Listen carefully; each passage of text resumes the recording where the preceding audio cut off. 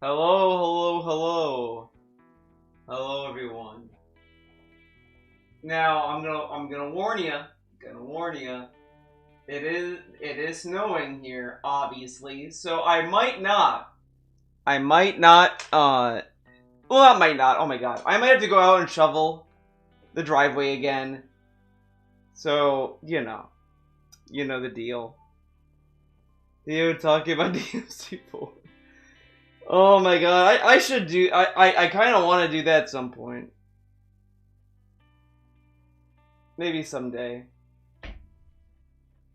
Well, it's a mix now, actually, Anley. The thing is that I have a snowblower, well, what they call it, a snow pusher. And a snow pusher is like a smaller snowblower, whatever the fuck, so I've been using that. Now, of course, that doesn't mean, it's a great alternative, of course, but it's better than how it used to be. I don't have those huge snowblowers. I don't have that. Got a small boy. Don't blow your back out. My back can handle it. My back can take it.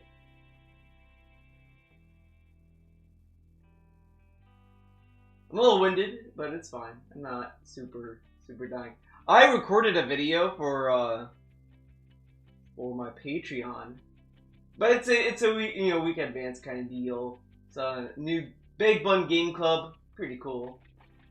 The Yakuza one will go live for you guys Friday, so if you want to know my thoughts on Yakuza Like a Dragon, you'll know soon enough. I'm just gonna minimize this, make a new window. By the way, I've been like really into fucking Red Dead Redemption 2 lately. I've been playing that game, guys. I know, crazy. And man, let me tell you. Should I do the original video or should I do the stream? Ooh, that's a good question. Yeah, that game kicks your ass for a bit. The stream? Okay, so let's go to. So we'll do the stuffs version.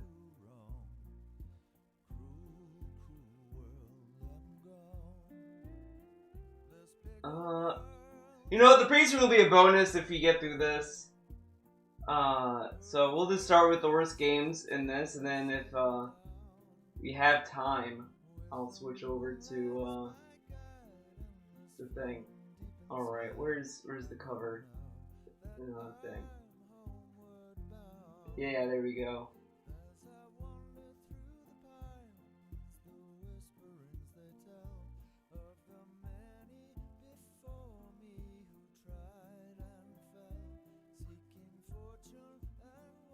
I don't. Oh shit. Let's see. What do you guys see? So you get pretty much the whole thing. You might lose the chat, but it's fine. You don't need the chat.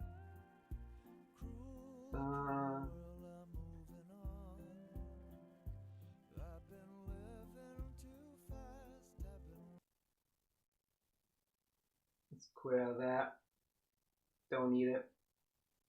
I'm gonna up DSP's audio a bit, just in case. Alright, let's get going. I'm a little like tired, but that's fine. I'm sure dealing with this. I did watch it, by the way. And it's gonna get me. It's gonna get me pretty hard, I bet. So let's get into it. Let's go, boys. I might already have to go back out. We'll do a few numbers and then I'll go out again, I guess. We'll see. Let's go. Let's do it.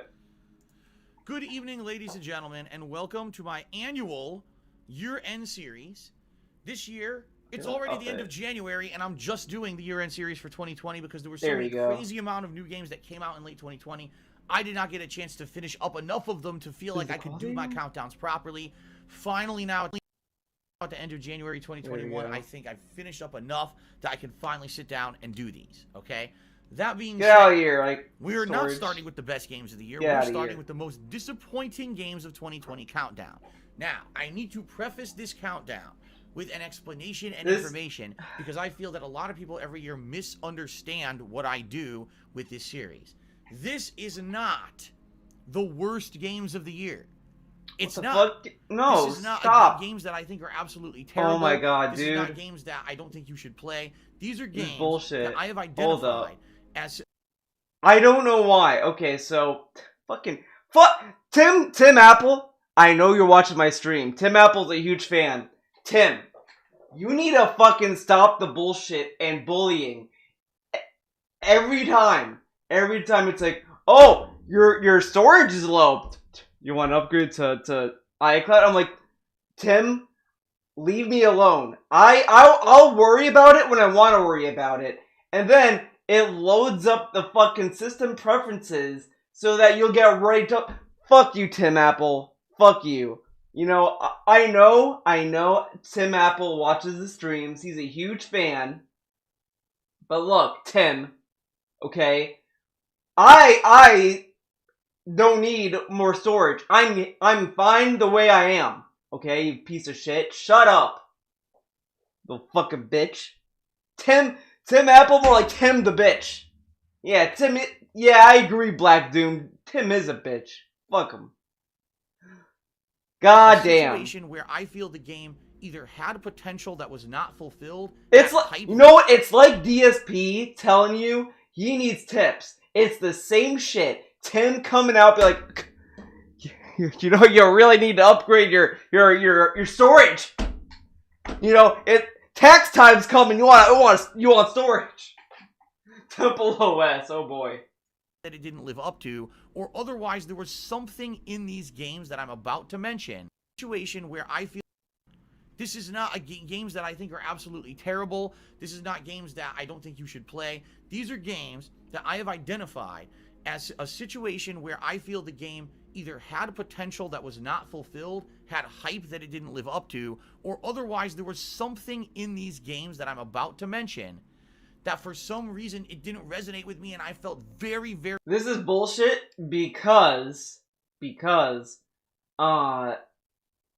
in this list he goes on and on about why the game is the worst. The only reason why he says this is so that if someone is like, Phil, you're a disappointing, games are bad. The game isn't that bad. I didn't say it was bad. I said it was disappointing. But it's like, the reason why people call him out on this list is because it always ties into games that are bad. Even games that are bad make the list. And there is a blasphemy in this list. I'm going to get out of the way. Dragon Ball FighterZ is not on this list. That game is so fucking bad. I was disappointed by the game severely. Like, I couldn't fucking believe that fucking game. I played it and I was like, I don't want to play this anymore. I don't know why Dragon Ball Z Kakarot's not on the list. It should be, but DSP probably forgot the game exists. Yeah, exactly, Cecilia. I said it as you typed it. We're on the same wavelength, dude. Dragon Ball Fighters. No. That's Fighters. That's a fighting game. Dragon Ball Z Kakarot is a RPG Dragon Ball game. So it's different. See, that's why it's that bad. That's why it's disappointing. I said it. Maybe like maybe less than half the chat knew what game I was talking about. See, that's why that game sucks ass. Fucking piece of shit. Very disappointed and just underwhelmed by the time that I was done with and it. He didn't include it. So that is the deal. It's not. You're gonna see games on this list. You're gonna be shocked they're on there. You're gonna say, but that's a good game. Why has Phil got this on the list? On the flip side of that, you're going to see there's games on here that maybe you thought I was going to put on this list, and I didn't. And I almost guarantee you that what will happen is at the end, I'm going to take some questions from people, and they're going to be like, why is this on there? Why is there? You can retail it a lot, dude. Don't. You know, excited and upset. The Dragon Ball Z games have proved that, dude. Who disagree with me. And by the way, that's okay. My year-end series should be basically a series that allows you to spark discussion. Do you agree with Phil? Do you not agree with Phil? You know what I'm saying? It should spark discussion. Okay. Like, there's all these things that you could do to... Well, everyone that disagrees with them on Last of Us 2, you're objectively right. The game sucks. Determine, you know, to think about what my opinions... And that's what I like about my year-end series. People get a big discussion going around them. You don't have to agree with me. That's okay. You don't. I don't think you are incorrect if you disagree with me and you think that a game should not be on my most disappointing games list. But as I go down this countdown, what I'm going to do is every game I'm going to try to explain to you why it's on the list and why it was disappointing to me in the year of 2020. Okay. Now, I like how he has this FYI, as his screen, the little library thing, but he doesn't do anything with it. To actually officially rank in the series, hey, it hadn't been released in 2020. It doesn't matter that This is bullshit. This is more bullshit, telling us that it has to be released this year. Like, oh my god, we'll get to it when we get to it. Played it in 2020, all right? But it had to actually be released in the year of 2020. So that means remakes are eligible. That means... You guys know what I'm going to call out, those are eligible because they were let me tell you. Releases, as well as big new release titles. It's bullshit. If I played a retro game, if I played a game that out of the blue was like a viewer's choice, but it wasn't a 2020 release, those would not be eligible. Right, people are actually saying in stream chat, so a game like Fire Emblem Three Houses, no, that would not be eligible for these countdown series, simply because that was a game that didn't come out. You don't know? Okay. Oh, I'm not gonna spoil it then. Don't tell him. All right, a few quick shout-outs. He's gonna get an organic reaction. 31. Thank you to Spartan King for the cheer. Let it happen organically. Hallelujah, he reigns resubbed at tier 3 and said, I love you. Thank you for that. And Lycifer Soul cheered as well. Holy shit. He's talking about chips with dip. I'm not going to be derailing the stream talking about chips with dip, but I appreciate the cheer. Let's get into the countdown, ladies and gentlemen. So I just laid out all the ground rules. Oh, Jasper Kitty, hello. I just laid out all the ground rules. I just explained to you how this situation is going to work. And now it's time to talk about my number 10 most disappointing game of the year. It is, get ready, drum roll. Oh my god, you guys, you can't wait to see the reaction. Let's see if this is drum roll. Why are there drums on that one if it's not drum roll? Is this drum roll? Ah, okay. Number 10 is Donkey Kong 64. Ladies and gentlemen. There we go. Donkey Kong 64. Literally, that's his number 10. He doesn't address it at all. He just says Donkey Kong 64. He has a Stream Deck. Dude, someone says buy a Stream Deck. He has one, but he has to upgrade his PC to Windows 10, which he doesn't want to do because if he downloads Windows 10, his PC is gonna explode and nukes are gonna fly, dude. Start off this countdown, I am completely going against my own rule set. Because, ladies and gentlemen, Donkey Kong 64 is one of the worst fucking games I've ever played in my entire fucking life. Okay, look at this. Look at this. Look at this, right? He loved Persona 5, and he loved Fire Emblem Three Houses, supposedly. Doesn't break his own rules for a game he loves. I love this game, but I can't include it. But a game he hates, a game he despises, he'll bend the rules over. He does more for games he hates than games he likes. He does an explosive video going on and on about why a game sucks ass, like Homefront the Revolution, all these games. But when it comes to games he likes, that's pretty good. He did a standalone review for Last of Us 2, but he loved Ghost of Sushi. Did not do a review of that. This dude who tells us every day, I'm Mr. Positive, I don't like being negative. But he goes out of his way to be negative and to be controversial and all this dumb shit. But this dude will not do that for games he likes. I hate this game. You guys voted for it for a viewer's choice playthrough in 2020. It was the most suffering I think I've had playing a game in years upon years. I wanted to rip my fucking eyeballs and my eardrums out. The game plays terrible. The game looks terrible. Now this is stupid. The game looks terrible. The game was an N64 game and it looks pretty good for an N64 game. Secondly, I have played this game on the N64 and I played it on the Wii U. I honestly believe a lot of the issues that DSP was having was because of the Wii U. I think something with the emulation that console does fucked up the N64 games. Because I have noticed Mario 64 just does not control the same that it did on the Wii and on the N64. There is just something off with the Wii U emulation. I don't know why. I don't know what it is. And he is like, oh, it's the game. I fucking doubt it. I don't remember the DK64 on the N64, but I don't think it has a lot of the issues that the Wii U version had, if I remember correctly. But it is what it is. For a collection quest that came out around the same time as other amazingly good games like Banjo-Kazooie and Super Mario 64. I can't believe how fucking bad Donkey Kong 64 is, and for the first time ever, I'm breaking my own goddamn rules in the most disappointing games of the year to say how bad this fucking game is. But he won't break his rules for the best games of 2020 because that's a little too positive, okay? Feels like you're sitting on a cactus and spinning while the needles are ripping apart your sphincter muscles. Of course.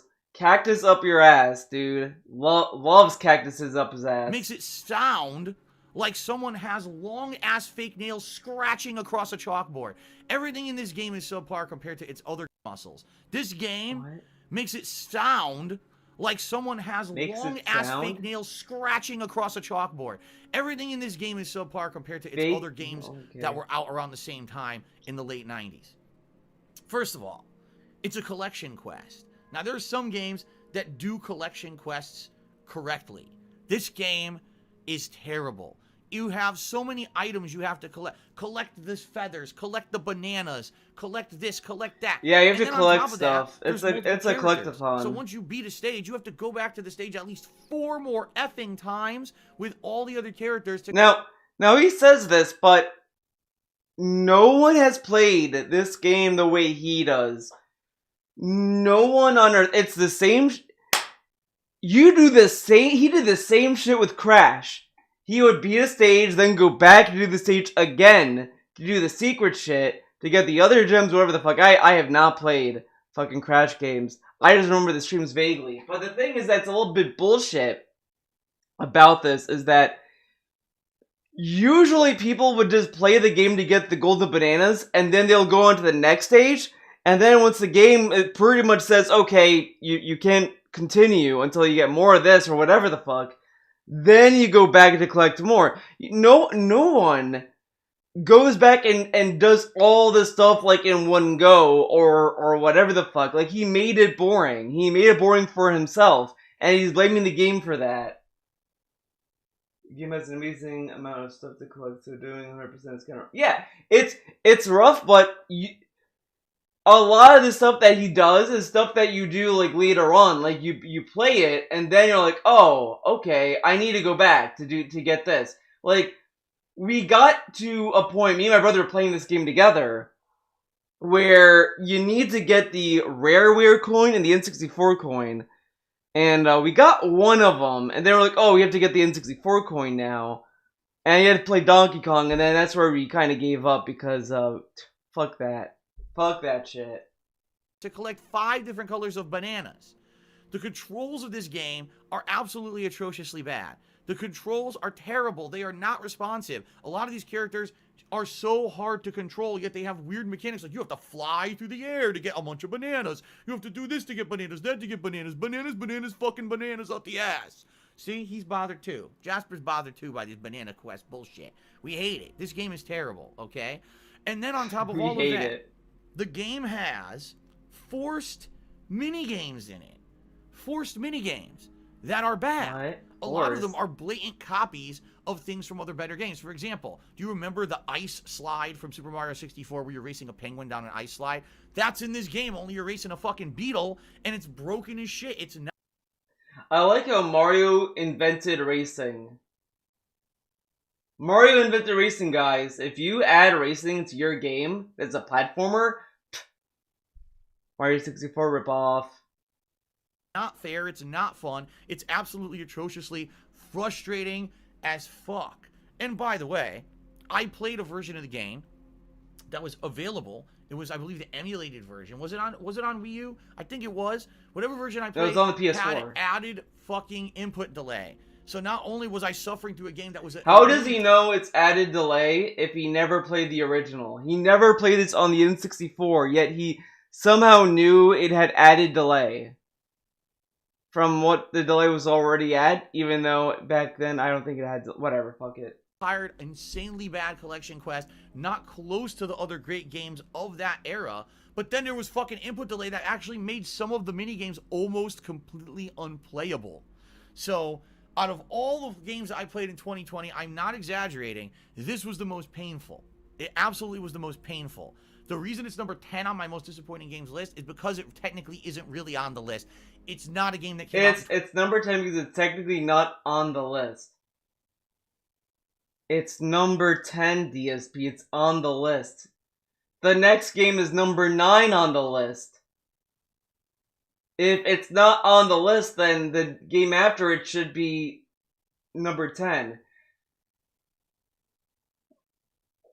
Again, Dragon Ball Kakarot got fucking robbed, dude. That earned the 10 spot. 2020. It's obviously a game that I'm putting in here because I was so fucking frustrated at this game when I played it that I needed to give it some time in my most disappointing games countdown. But Lee, the worst part of it all is that it technically is not that hard. He played Dragon Ball Z Kakarot, and well, I don't know if you would consider Green and Blue because it's not like he hated that game. Whatever, fuck it. But it's not really a game from 2020. So there you go. I got it. I finally, after a year, I got it off my fucking chest. I got to say how bad this fucking game is and how pissy I was with this fucking game. Okay? Alright. So, thank God I got that off the list. Now we can actually get to games that actually came out in 2020. So let's get started. Alright? Number 9 most disappointing game of I think he did because it was around the bankruptcy saga. So I think he got a lot of money out of that. Demon's Souls for the PlayStation 5. What? What? You see that face? This dude literally picked games to piss people off. He was like, I'm gonna piss him off with this. He is so man, Mr. I'm not negative. This dude, if he likes something and you shit on it, he gets mad. He gets fucking mad about it. And he's like, stop being negative. But then when DSP does it, he shits on what you like. What? I said it was disappointing? Ah! Yes, this is official. I'm not trolling you. I'm not trolling you. Now, before we actually... People are going nuts. I knew it. I fucking knew you were going to react like this. Before you go nuts, allow me to say some things about this game. The graphics are amazing. They took a game that looked like dick. It looks terrible now. When you try to play Demon's Souls in the modern era, the game looks bad. They made it look modern. A PS3 game doesn't look like a PS5 game? Very beautifully on the PS5. It's gorgeous looking game. Okay? And it's really cool to see a game that you maybe played a bunch of times over the years now look like a modern game. There's new attack animations in the game that look outstanding. They make now, instead of every weapon looking like the generic animation of an attack, now every weapon has these really unique flourishes. I don't play fucking Demon's Souls. So in Demon's Souls, if you get a spear, right? He does this. He does, or do they have a whole animation for that? This seems like PR. Things during the combat, okay? The loading times. Oh my god. The loading times on PS... Loading times. Dude, it's on a platform that has a solid state drive. Okay. 5 are almost non-existent, so it makes this game way more playable than it ever actually was back in the day. Okay? So, I really like Demon's Souls on PS5. This is not a bad game. By the way, I just realized the PS5 dashboard music was on the whole time, wasn't it? Do you guys like that or not? I could turn it off or leave it on. What do you guys think? Should I leave the PS5 dashboard music on or off? I totally didn't even realize it was on this whole time. What do you guys think? On or off? Let me know, and then I'll continue here.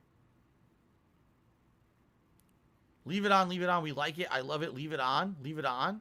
On, I like it. People seem to like it. All right, we'll turn it back on. There you go. Like, people like it. Atmospheric music. Okay, fair enough. Dude, this dude cries about Nintendo having atmospheric music in their menus, but loves Sony when they do it. Yeah. I have a lot of positive things to say about Demon's Souls on the PlayStation 5. It was actually a really great game, and I really enjoyed it. It's a very great playthrough. You know, great game. Out of all the playthroughs I did at launch of PS5, it was the most viewed one. People were highly anticipating whenever I played it. Okay, but why is it on my most disappointing games of 2020 countdown? Okay, there's two reasons. All right, and both of them tie to one critical problem that I feel the game has. All right, when you make a remake, this is what this is. It's supposed to be Demon's Souls remake, okay? You're supposed to improve upon things from the original game and make them better. For example, if you're going to remake a game, you should probably try to look at the things that were the most flawed of a game in its original state and fix those flaws. Now, you can argue maybe that's the graphics.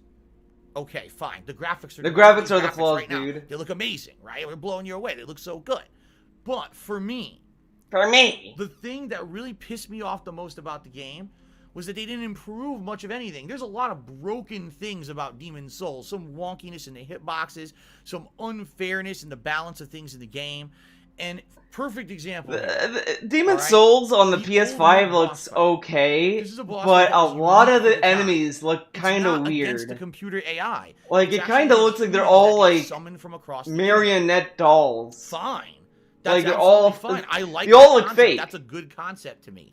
But the original humans that get summoned from across the internet, fine. That's absolutely fine. I like that concept. That's a good concept to me. But the original Demon's Souls was infamous because it was broken. The internet connections are terrible, and because of that, you can get away with amazingly cheap stuff. People are nowhere near you, and they hit you with backstabs. People are on the other side of the room and hit a heavy attack and hit you with it. It's completely broken. Now, this is supposed to be a remake, right?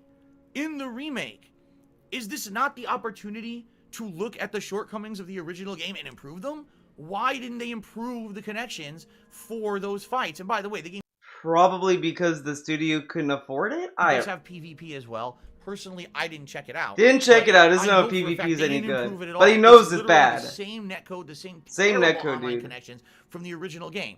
There's no excuse that they didn't take the time to improve those. I mean, they literally improved almost everything else. They improved the graphics. They improved the animation. I think the environments look good in this.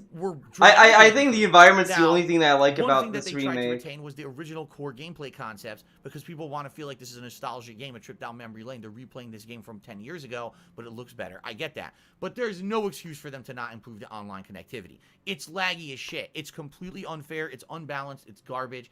They absolutely should have fixed it. They didn't. That's why this disappointed. Why didn't he show the PvP? Like, he knew he was gonna talk about it, but he didn't want to use any footage of it.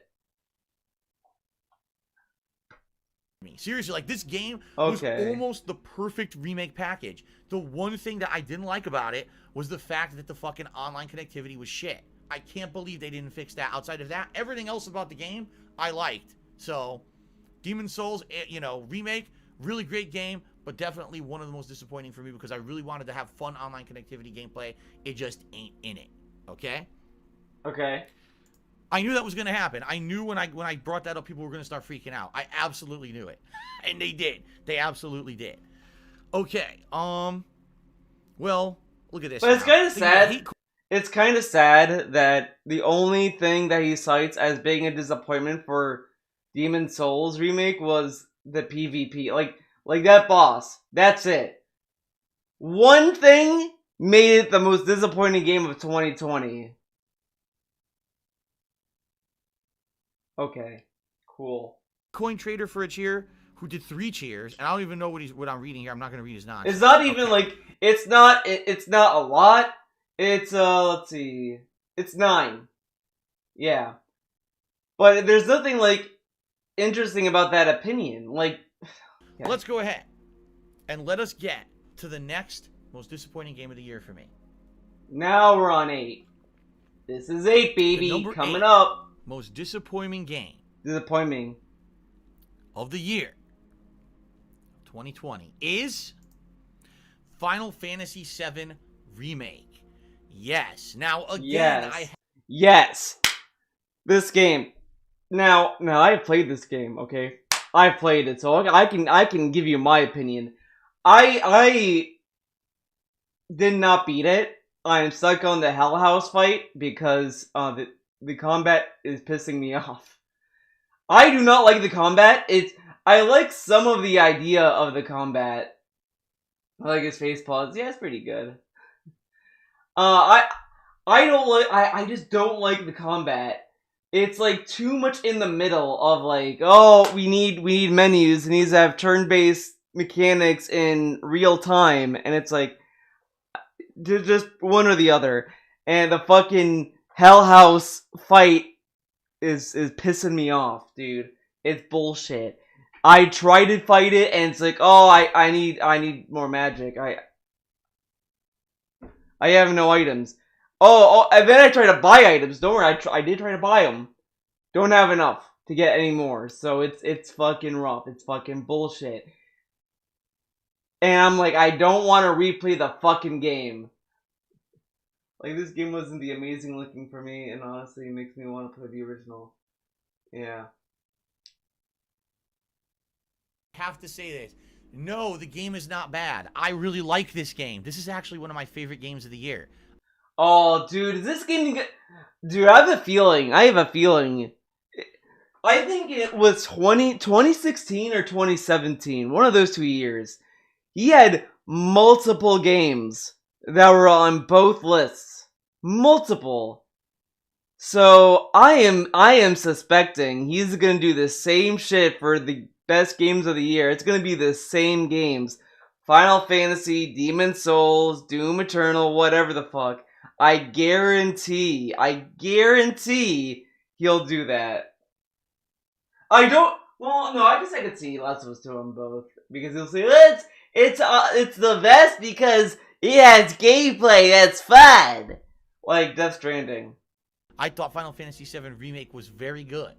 Alright? But this is not the worst games of the year countdown. This is the most disappointing games of the year countdown. There are 2 critical parts of this game that I felt were disappointing to me, and they forced me to have to bring them up in this countdown. And by the way, look at this handsome gentleman above me. Who's that guy? He's having a good time playing the game. Looks like he's singing or something. Anyway. Wow, so funny. Do Here's you the get two it? things Get it? I really didn't like about Final Fantasy VII Remake. The first one, quite frankly, is the combat system. Even though the combat system may be argued to be more modernized and plays a lot more like, say, Argued Kingdom Hearts it's or modernized? Final Fantasy 15. Bruh, he would say it's modernized. I'm pretty sure in the game, he even said, oh, the combat's modernized. I like classic turn-based combat. Final Fantasy VII, the original, was actually one of the shining examples of old-school turn-based combat. And in the original Final Fantasy VII... Oh, huge L on that one for him. He bashed that game hard. You know what? Maybe I can find it. The Stars Align. DSP Gaming Project 7.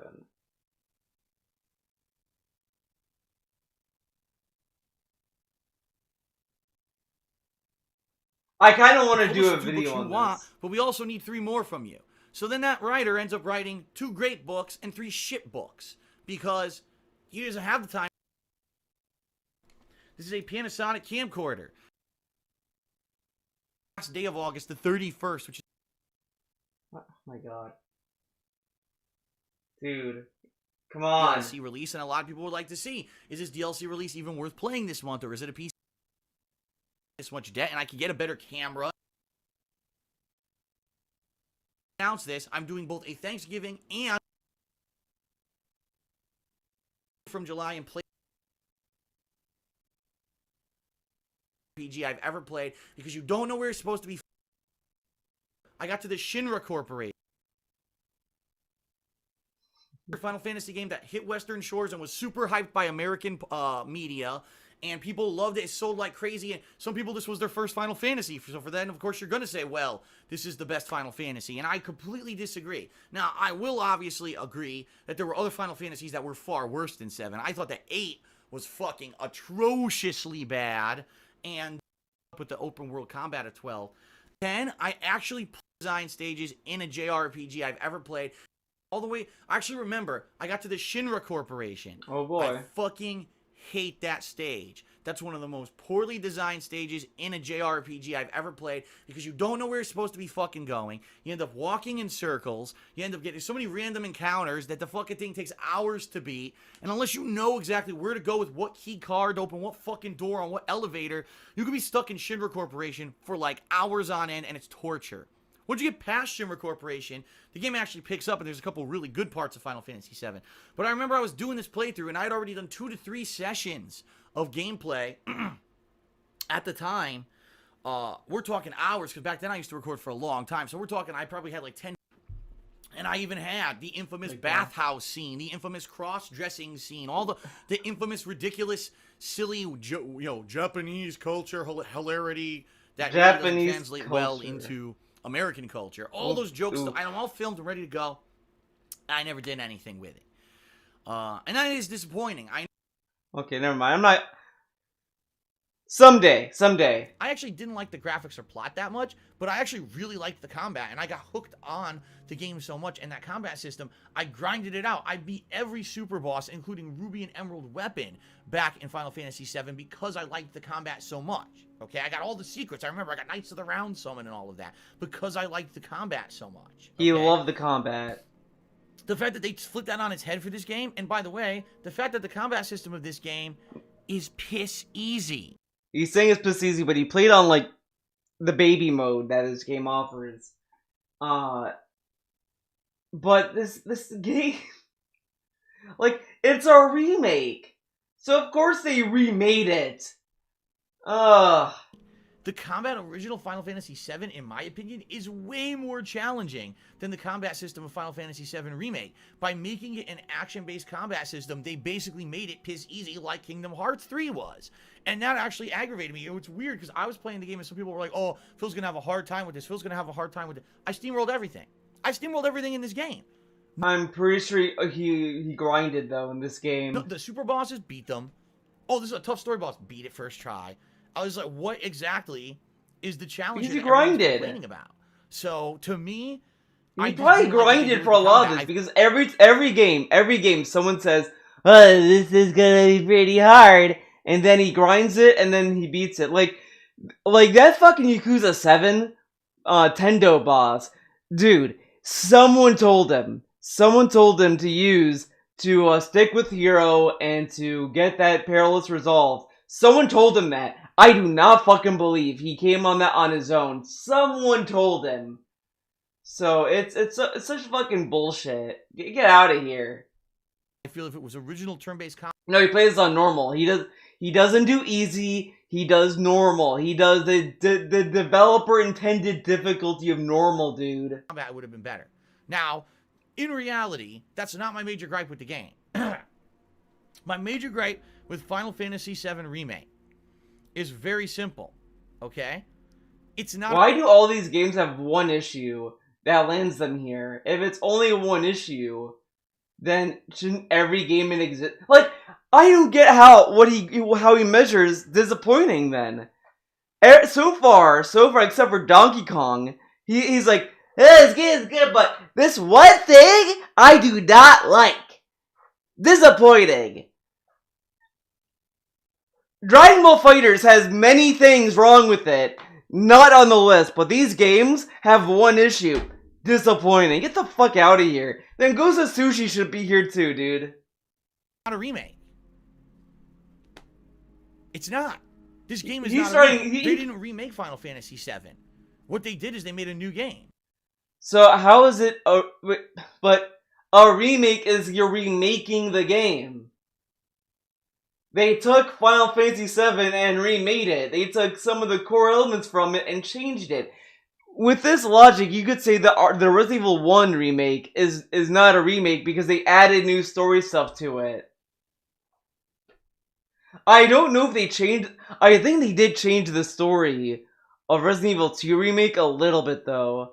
I haven't beaten Resident Evil 2, the original. I beat the remake, but not the original, so I don't know how the original Leon campaign ends.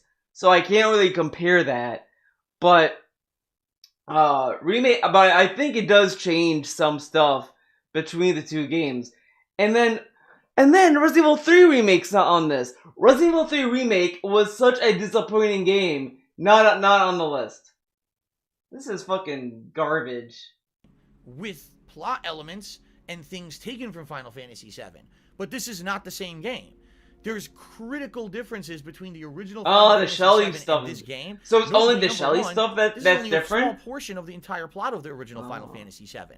Yet, it's stretched out and really added with padding and gameplay that honestly... Well, RE3 had a unique context to it. Anything to it. That I think is forgivable. Lost in a graveyard. You go out there, you fight a couple ghosts or whatever, you save the kid. Big deal. What they did is they took like 8 to 12 hours of Final Fantasy VII and they stretched it out to be a 40-hour game so they could sell it for full price. Wait. But... So, wait.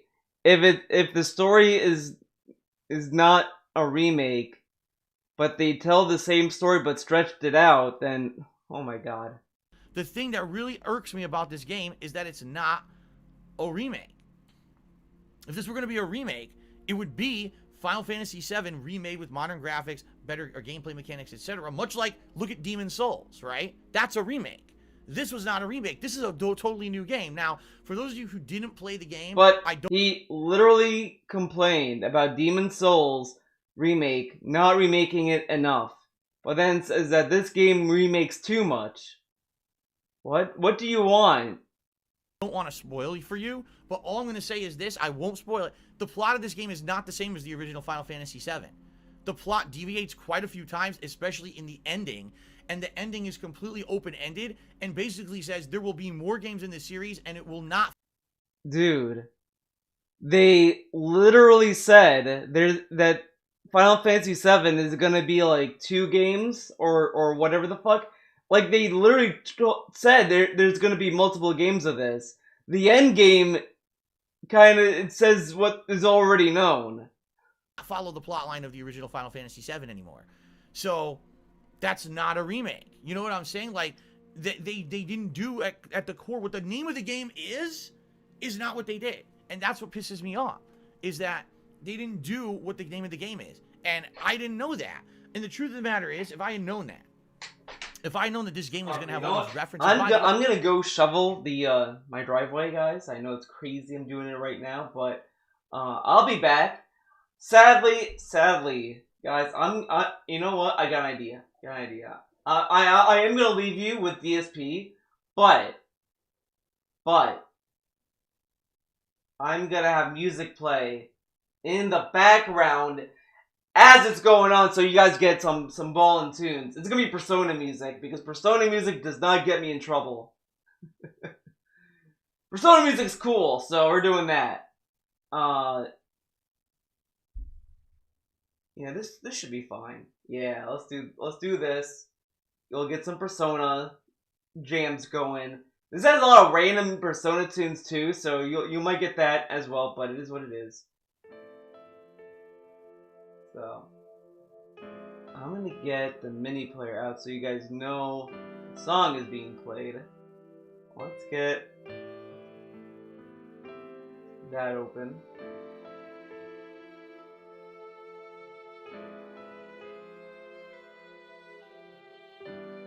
I think the sketchy website I bought this turtle from stole all my info. Ooh.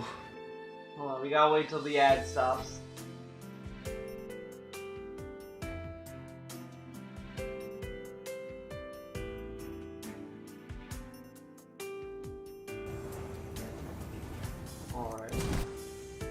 Okay. Tron's XP, absolutely Yakuza 7 is what we're getting, dude. It's by far one of my favorite games of 2020. Of and course. one of the best JRPGs in a long time. Alright. Alright, I'll be back.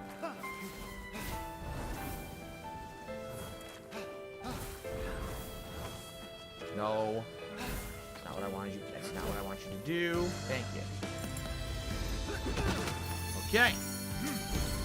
New gear, the breastplate of the eagle. Let us see what that does. Refill 6% of a health chunk on hit. Extra +3 to combo meter on hit with weapons while health is full.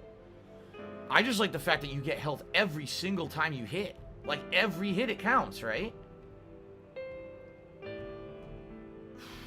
This is a tough decision. This is going to be infinite healing as long as you're hitting enemies, right? But at the same time, this one gives you giant chunks when you hit a combo level. So it's a tough decision, actually. They're both really good. What does this look like? I guess I'll give it a shot. You're electrified with this on. Look at that. You're completely electrified. Let's wear it and see if I like it. If not, I'll go back to the other one. I don't know why I look electrified, but that looks sweet. Okay, so looking at the map, there's a lot to do here, but here we go. I was gonna say I gotta zoom in to see it. Yeah, see all along the wall. There's another chest over here along the wall. There's ambrosia along the wall. There's another chest over here. There's 2 areas I need to go to. Nest egg. Yeah.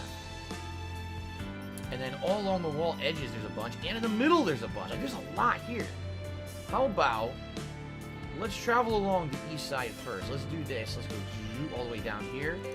Do all this, right? And then head back this way. I think that's the best way to go about it. So I think I want to stay on the top of the wall to get to this next chest. So you think I can make it up here? I think I can make it up here.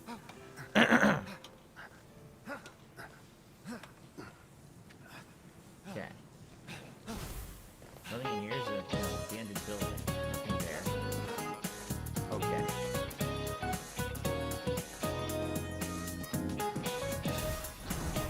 There we go.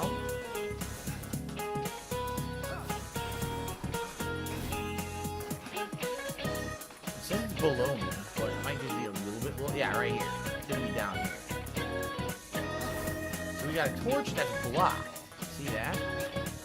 We must have to find a way to unblock the torch. And then down here, we've got 2 torches we need to light, and that's how we get it. Now, how do we unblock the torch?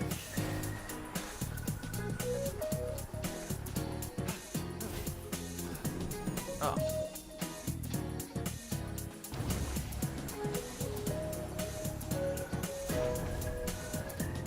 Oh, it's simple. This is a simple one. Xbox One is Garbage is here today. And he resubs for 19 months. He says, can we get a sneak peek of one of the honorable mentions from the best games list? No, I'm not going to spoil anything from tonight. My late stream tonight is the best games of 2020 countdown. It's going to feature some honorable mentions and some other stuff. It's going to be a good one. And I'm not going to spoil. Oh, it opened, okay. I'm not going to spoil it.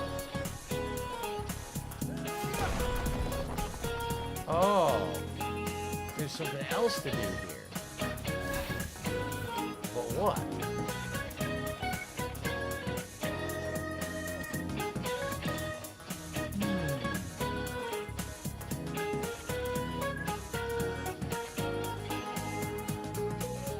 Yeah, what?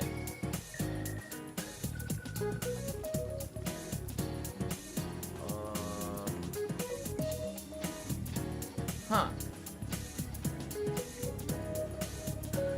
I don't see another way into the room. Perhaps there's a third torch around here somewhere that's hidden?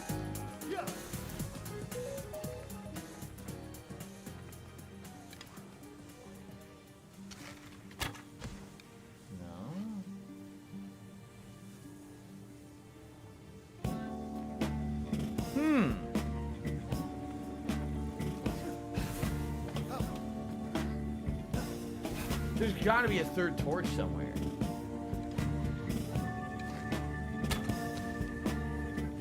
If you take a look, there's a diagram here. See that? There's a squid in the middle, a scorpion on the left, and it looks like something like a judgment scale on the right. It makes me feel like there's another torch I need to light. Because I got two. It almost makes me feel like there's a third torch, but where would it be?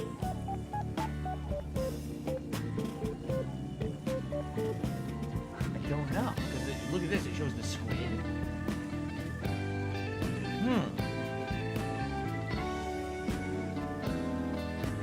I don't know. This is tricky. What if I climb up here? What's for dinner tonight? I believe tonight we are going to have another beef bowl. A delicious beef bowl. We really loved having the beef bowls over the last month or so. We're doing it again.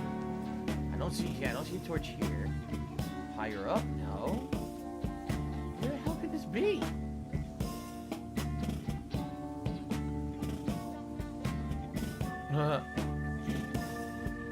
Action-packed action, I have no idea what the hell you're talking about. Okay.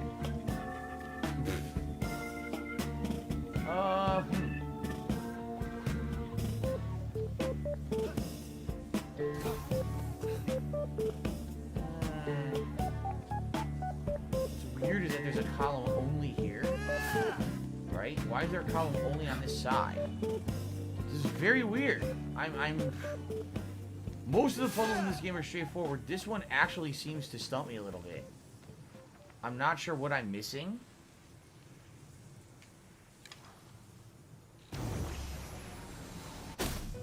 That's nothing?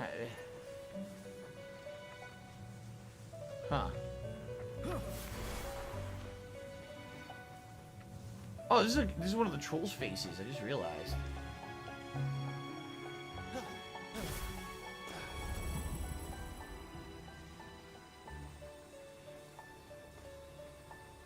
Could there be another torch somewhere I just don't see?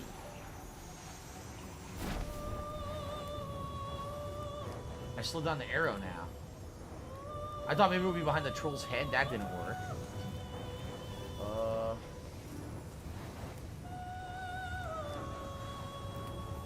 I definitely like that I can slow down the arrow now. This is going to make these puzzles way easier. It's still not helping me, though.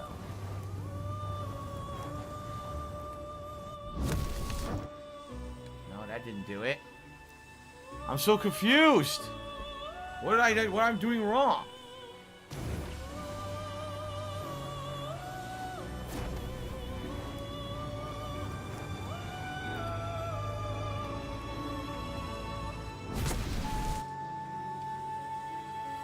What the fuck? I can't figure it out. I don't see another torch to light anywhere. And I don't see anything else to, when I'm off of this, The only thing that changes is that. So it's got to involve that, right? Freedom Ghost Robo, I am excited for the countdown as well tonight. Yes, I am. I don't know what to do here. I don't see anything else that changes.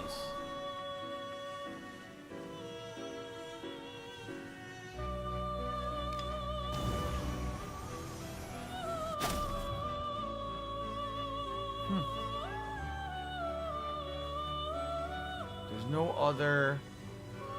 Maybe find another platform. There's what platform? There's no other platform.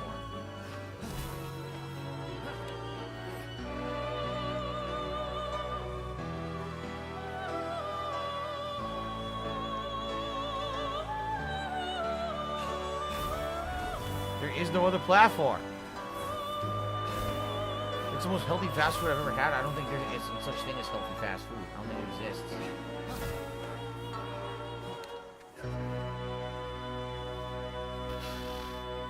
I really don't know. This sucks. I might have to completely just abandon it as much as it sucks.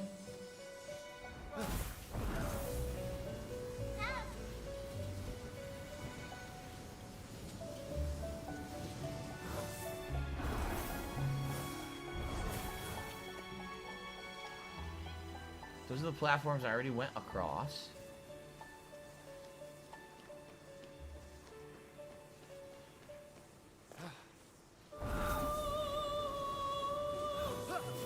Yeah, there's nothing down here. I thought maybe, okay, maybe at ground level there's a way in or something. I don't see anything.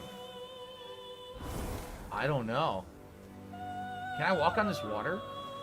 Yes, this is regular water you can swim in.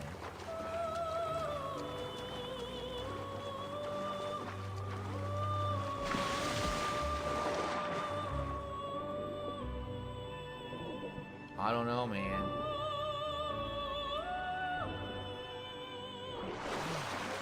FPV original says you have to go all the way back to the beginning and press a button? What are you talking about? Beginning of what? Beginning of what? There's no beginning of anything. What the fuck? On the second red door, there's a small fire above it. Maybe shoot an arrow through that. Nah, the fire... Fire's only light in this game if they're unlit. You can't change a fire's color or anything like that. Like, it's a red fire. If I shoot it with the arrow, it's not going to turn blue and solve the puzzle or anything like that.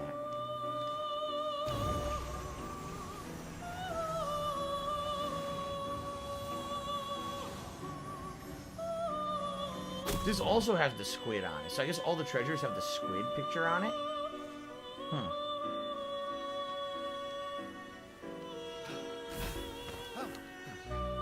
Okay. Havel the Rock wants a shout out. Alright.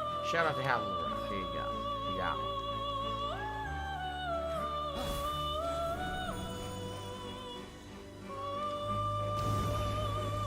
No, see, that torch is already lit. That's the torch I used to light these two.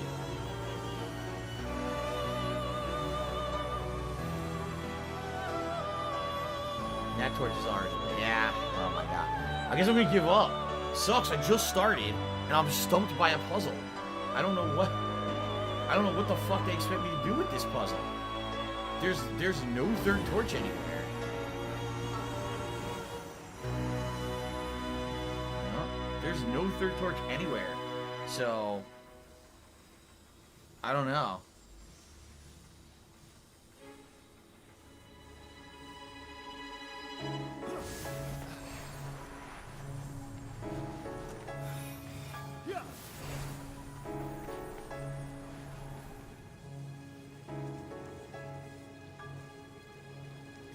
You can't do anything with that torch.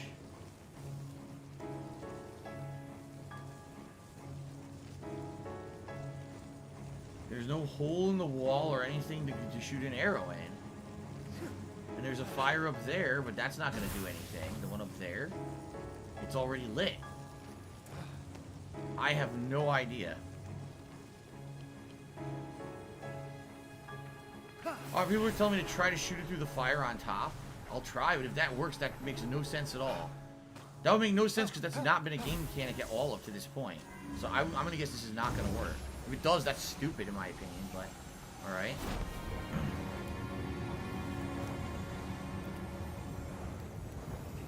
What the fuck? What the fuck? What on earth?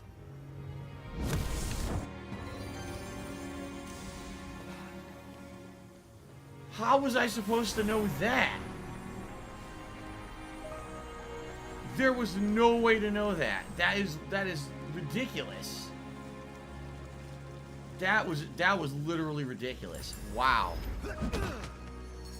Well, I'm happy I got it, and thank you guys for helping, but that was absolutely silly.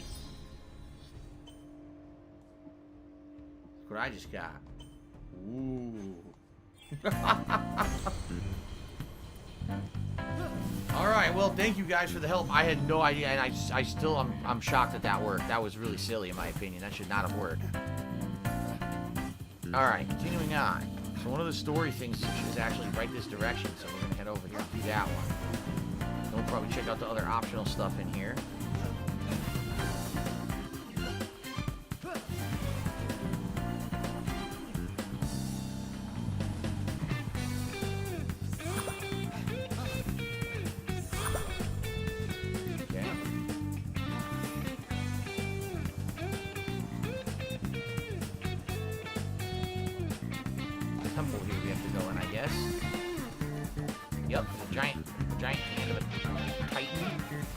Okay, what do we got here? Some kind of a complex puzzle. How do I get this sucker to open? I see a ton of pressure plates.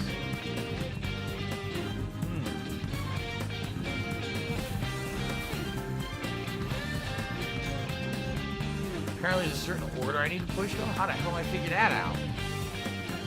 There's 1, 2, 3, 4, 5 of these?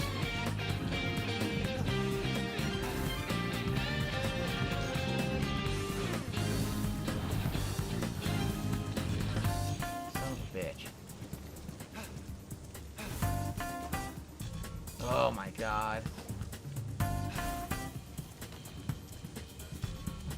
None of them are the right one.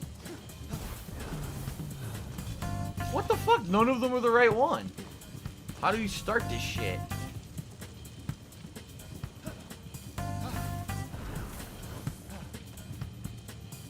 Watch that be the correct one, but if that's the case, how do we open this to get in there?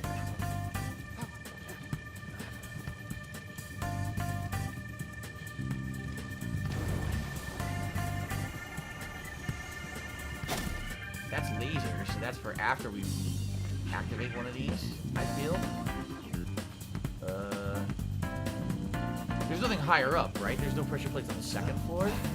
No, it looks like the second floor is just for, like, scenery. Doesn't appear there's anything up there. So there's gotta be a way to start this up. How? Oh my god. Person of interest. That's tipped me $15. Thank you very much, person of interest. That's the biggest tip of the day. Let's get that up on the leaderboard. This area is full of puzzles. Oops.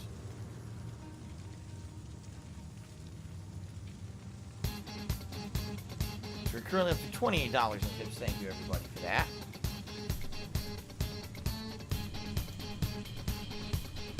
Okay.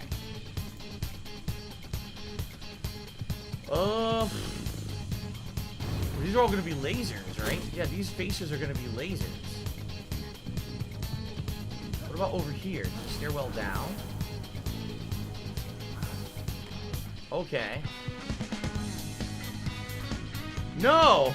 That's not it either.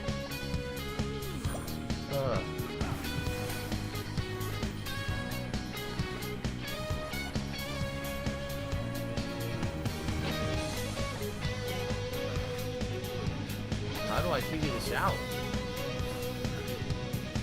Okay, there's a button.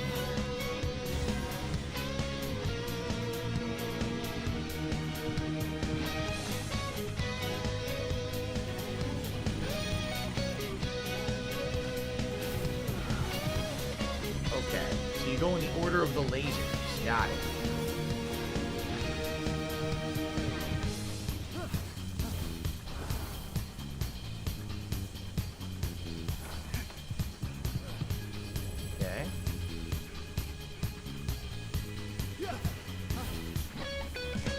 How the hell do I do this?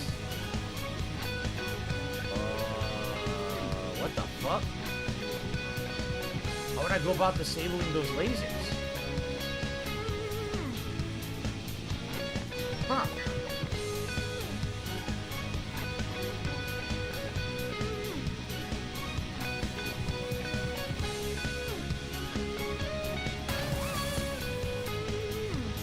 Didn't work. See, I tried to make a stone statue. It breaks immediately.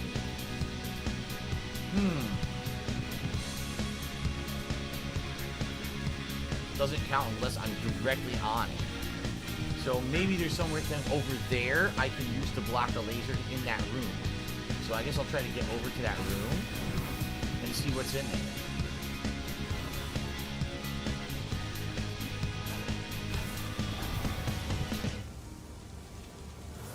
Okay. Close. Get up. Climb up.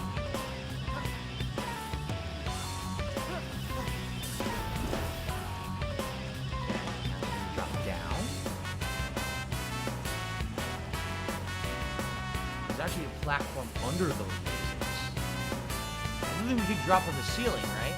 No. Not that I can see, like, maybe there is a block or something you can push, but I don't see it up there. Nor do I see a way that I can even climb up there, even if I wanted to. Okay.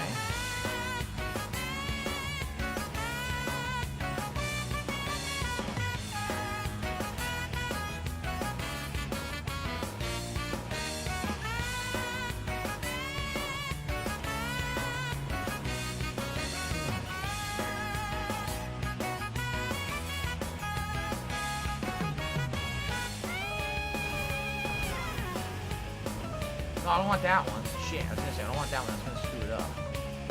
Which one did I hit that made those lasers go on? This one, right?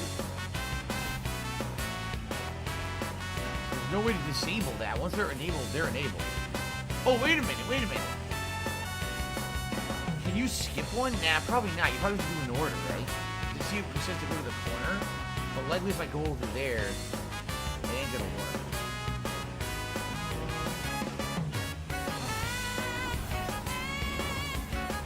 Touch that one.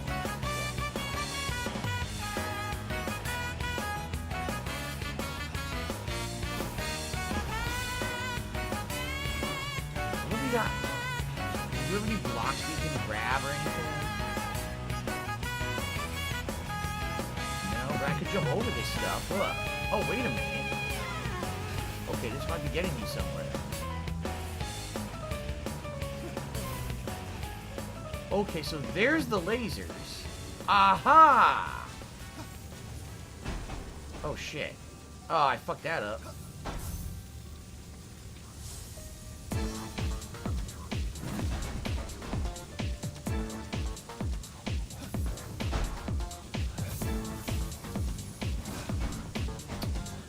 Nice. I think I just did it. I think not only... Well, no, it didn't enable the whole switch, though. You see that? I need to enable that switch fully. Shit. Shit.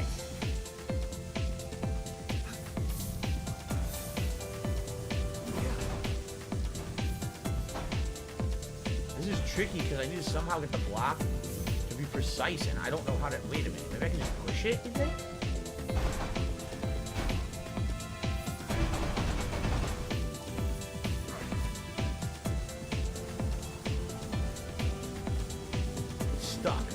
Burned by this laser. Ah! That hurt. That shit hurt.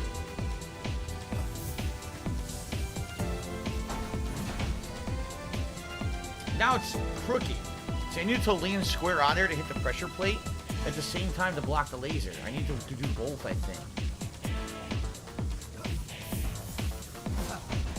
Oh, it's tricky.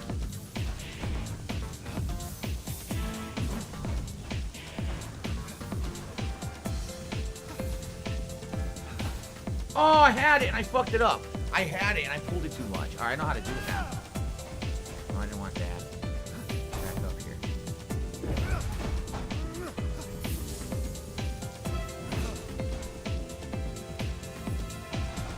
shit, went too far. Ugh.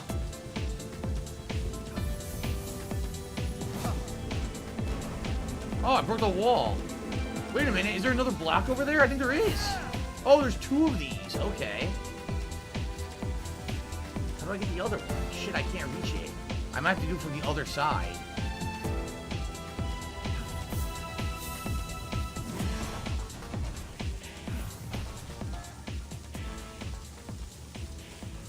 I can't reach it, though. How the fuck do I reach the other block? See? Oh, man. This is tricky.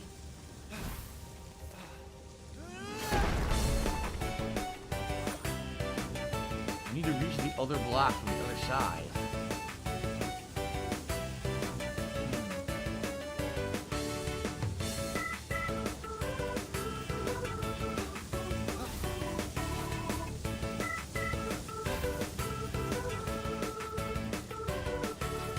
I was up there,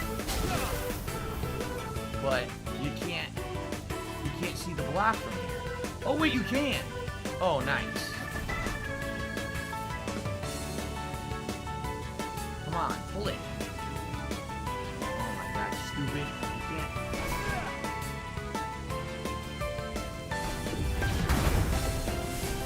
I need to toss it in there, and I don't know how to do that.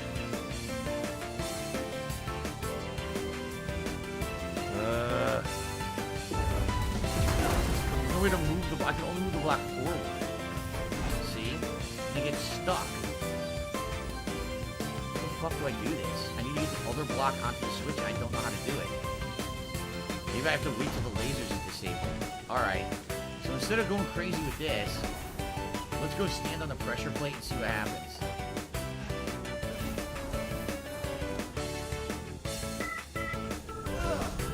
Ow. Well, I guess I'll heal. Alright, so now I gotta go to this one.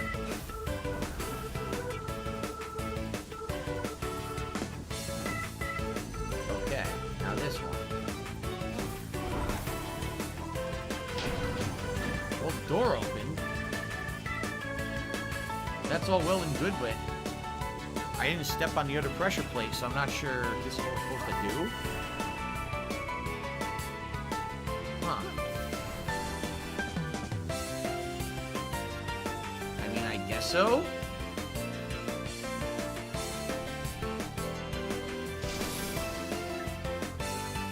I'm back, everyone. Alright, well, that was for the, obviously, the bigger puzzle here. Let's do here. So I'm glad I got that done, but There you go. Oh, I feel like there was still more back there that I missed because I didn't hit that pressure plate. Man, what bangers did I miss?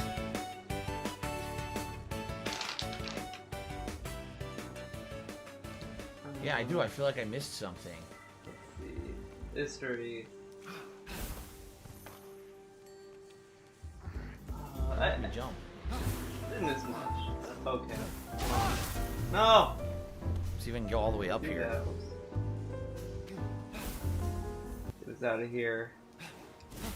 Quit. Now I'm all the way at the top. See that? Alright. Wait, the game has references from Final Fantasy VII.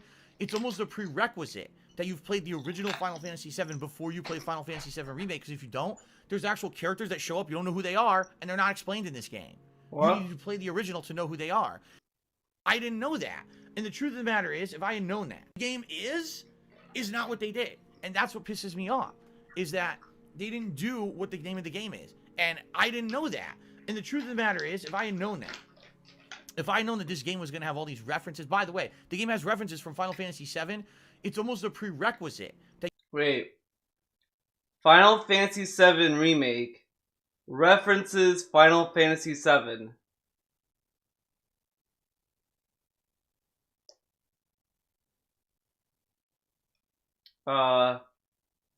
Okay. That you've played the original Final Fantasy VII before you play Final Fantasy VII Remake, because if you don't, there's actual characters that show up, you don't know who they are, and they're not explained in this game. You need to play the original to know who they are. And because of that, I didn't play the original Final Fantasy VII as a refresher before I played Final Fantasy VII Remake, because I didn't know I had to. I thought the game was going to be self-explanatory, and it isn't. It's actually confusing as shit. Actually, wrong. DSP.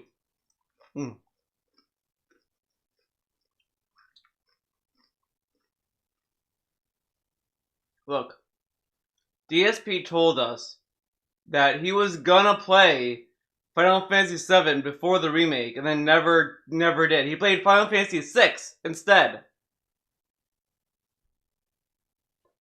What if he's worst take on the list? Maybe I'm a cynic, but I thought the game would be offensively bad, but it's passable. Oh! I can't talk about how Final Fantasy VII is. I never played it. I honestly don't really care. To me, like, Final Fantasy 15 kind of soured my opinion, my expectation for a Final Fantasy. Like, Final Fantasy 7 Remake was not bad, but it's like, to understand everything going on if you didn't just play Final Fantasy VII before this. So, in my opinion, they actually didn't do a good job with this game of explaining what it was. If they had outright said, this is not Final Fantasy VII again. This is going to be a new take on the game with spinning it a different way. It's going to have a different plot. So you really, if you want to know what's going on, play the original first and then come enjoy a whole new gameplay experience with things based on the original game. I would have been like, cool. Now I know what to expect. The whole game was not advertised like that. The entire time the game was advertised as this is just Final Fantasy VII remade with modern graphics and better gameplay. That's not what the game is at all. So I legit, like, part of me wants to go back to play Final Fantasy VII Remake because everyone by the end kind of says the same thing about it.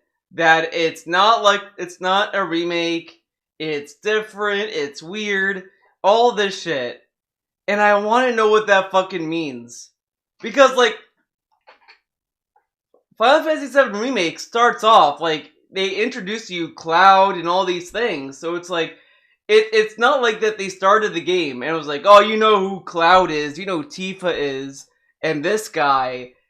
So I don't know how it isn't, and then I also heard it's like a sequel. I don't know, I heard so many weird things about it, and it's like, I want to see that. Cloud gets cucked by Aerith and Tifa? Damn.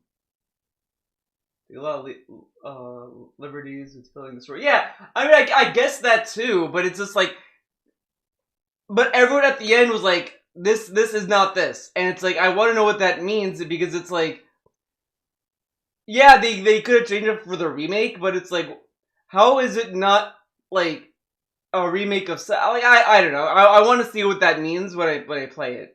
They brought Crisis Core and Advent Children plot stuff in it. Oh, I seen Advent Children. Never played Crisis Core. I think I owned it and then I dropped it. 100% disappointed because of that main fact. Honestly, I wish that they were more honest enough from what the game is, and they weren't. Okay, and you can disagree with me. You can completely disagree with me, and that's okay if you do. But that's my take on it. So it's disappointing because. Wait, what? Honestly, I wish that they were more honest enough from what the game is, and they weren't. Okay? And you can disagree with me. So, it's disappointing because it wasn't honest. Dude, this fucking blows. You can completely disagree with me, and that's okay if you do. But that's my take on it. I don't know how he does it. Every year, the countdown gets worse and worse. I wanted to pop in for the countdown. I know I missed some, but it's all good. And then this guy, I don't know who this... Yeah, look at this. Here we go. Ban this idiot. Did anyone ban him yet? If not, I'm just going to do it now. Let's see here. Bug Snacks, all 2021 cheered. It says, do you listen to the words that come out of your mouth or open up and let words flow? Oh, no, I don't listen to myself at all. Noxina 2 cheered, all 2021 cheered. I'll hear that again. It says, do you listen to the words that come out of your mouth or open up and let words flow? Oh, no, I don't listen to... Because that's what he does. He doesn't listen to what he says. He just talks and lets words flow. Like, listen to the question. Snacks, all 2021 cheered. It says, do you listen to the words that come out of your mouth or open up and let words flow? Oh, no, I don't listen to myself at all. Oh my god. Noxina22 said, I've never played the original Final Fantasy VII. I had no trouble understanding anything in Final Fantasy VII Remake. Oh yeah? So who's Zach? I rest my case. Done. I just... Mic drop. Done. Not understanding anything in Final Fantasy VII Remake. Oh yeah? So who's Zach? What? What does that have to do with anything? Zach will probably be explained in part 2. Ludwig, you bring up a good point. You see, Ludwig, you're bringing up the idea that Final Fantasy VII Remake Part 1 would introduce things that would be explained in Part 2. In DSP land, that's not allowed. Okay, you see, when you do Part 1, it's supposed to be a conclusive story that has a beginning, middle, and end. Then you make Part 2 that's, you know, it references Part 1, but it's like a new plot, pretty much. Like, think of it like Spider-Man 1 and Spider-Man 2. That's what you should be looking at it like. Not like, oh, it's a story that's going to be comprehensive between the two parts. Clearly, no, okay? So, stop it. Ludwig, you're using too much brain cells, okay? Stop it. Okay, stop that. I rest my case. Done. I just... Mic drop. I like how the mic drop makes a dick-sucking noise. That's what mic drops sound like. Zach is who Cloud pretends to be. Done. Not once explained in the story who he is, yet he's a critical character at the end of the game. You'd have no idea who the fuck he is if you didn't play the original game. Good night, sweet prince. That's like... Man, I was gonna say like a... What? You know what? Guys, it's gonna sound really lame. Well, No, I'll do this one. This one won't be a lame reference, but... So, in Metal Gear Solid 1, the game ends, right? You watch the credits, you sit down, you watch them, you're like, oh boy. And then you get to the Ocelot phone call. And he ends by talking to the president. Who's the president? Who's George Sears? Who's Solidus? They introduced me as a critical character at the end of MGS1. Who is he? Wow, dude. What a ripoff, right? They even do that in the Metal Gear Solid 1 remake too. You know, Twin Snakes, they bring him up. They don't tell us who Solidus is. Who is he? Alright, let's move on. Let's move on. Alright, ladies and gentlemen. My number 7 most disappointing game of 2020 is Doom Eternal. Yes, and I know people are gonna yell at me. I know it's coming. The shitstorm for this one is coming because so... Now this will be a fun one because I did not love Doom Eternal either personally, but for me, I did not like it because I did not like the platforming. I thought, like, this one boss fight I'm stuck on right now, I fucking hate it. It's the con maker, whatever the fuck. You're on a small island, and you have all these like enemies that you have to fight, and then the boss you have to like get. And I hate how the ammo system works in this. You have to land headshots to get ammo. Like Doom 2016 did it better. Hey, if they're shining blue, that's health. If they're shining orange, that's ammo. I'm like, that is perfect. That is fine. I'm fine with that. Doom Eternal is just kind of like, well, let's change that and make it a little bit more of like of a headache. The meat hug makes that fight easier. The meat hug is that the gun that has like the grapple? Like is like the sawed-off shotgun with the grapple? Because I've tried that and it's still rough. It's just what But the thing that drives me the most mad about that fight is falling off the edge. I was so close to beating it, And then it's like, oh, you fell off the edge. You gotta fight the boss again. I'm like, oh, okay. I'm done. So that pissed me off. That was bullshit.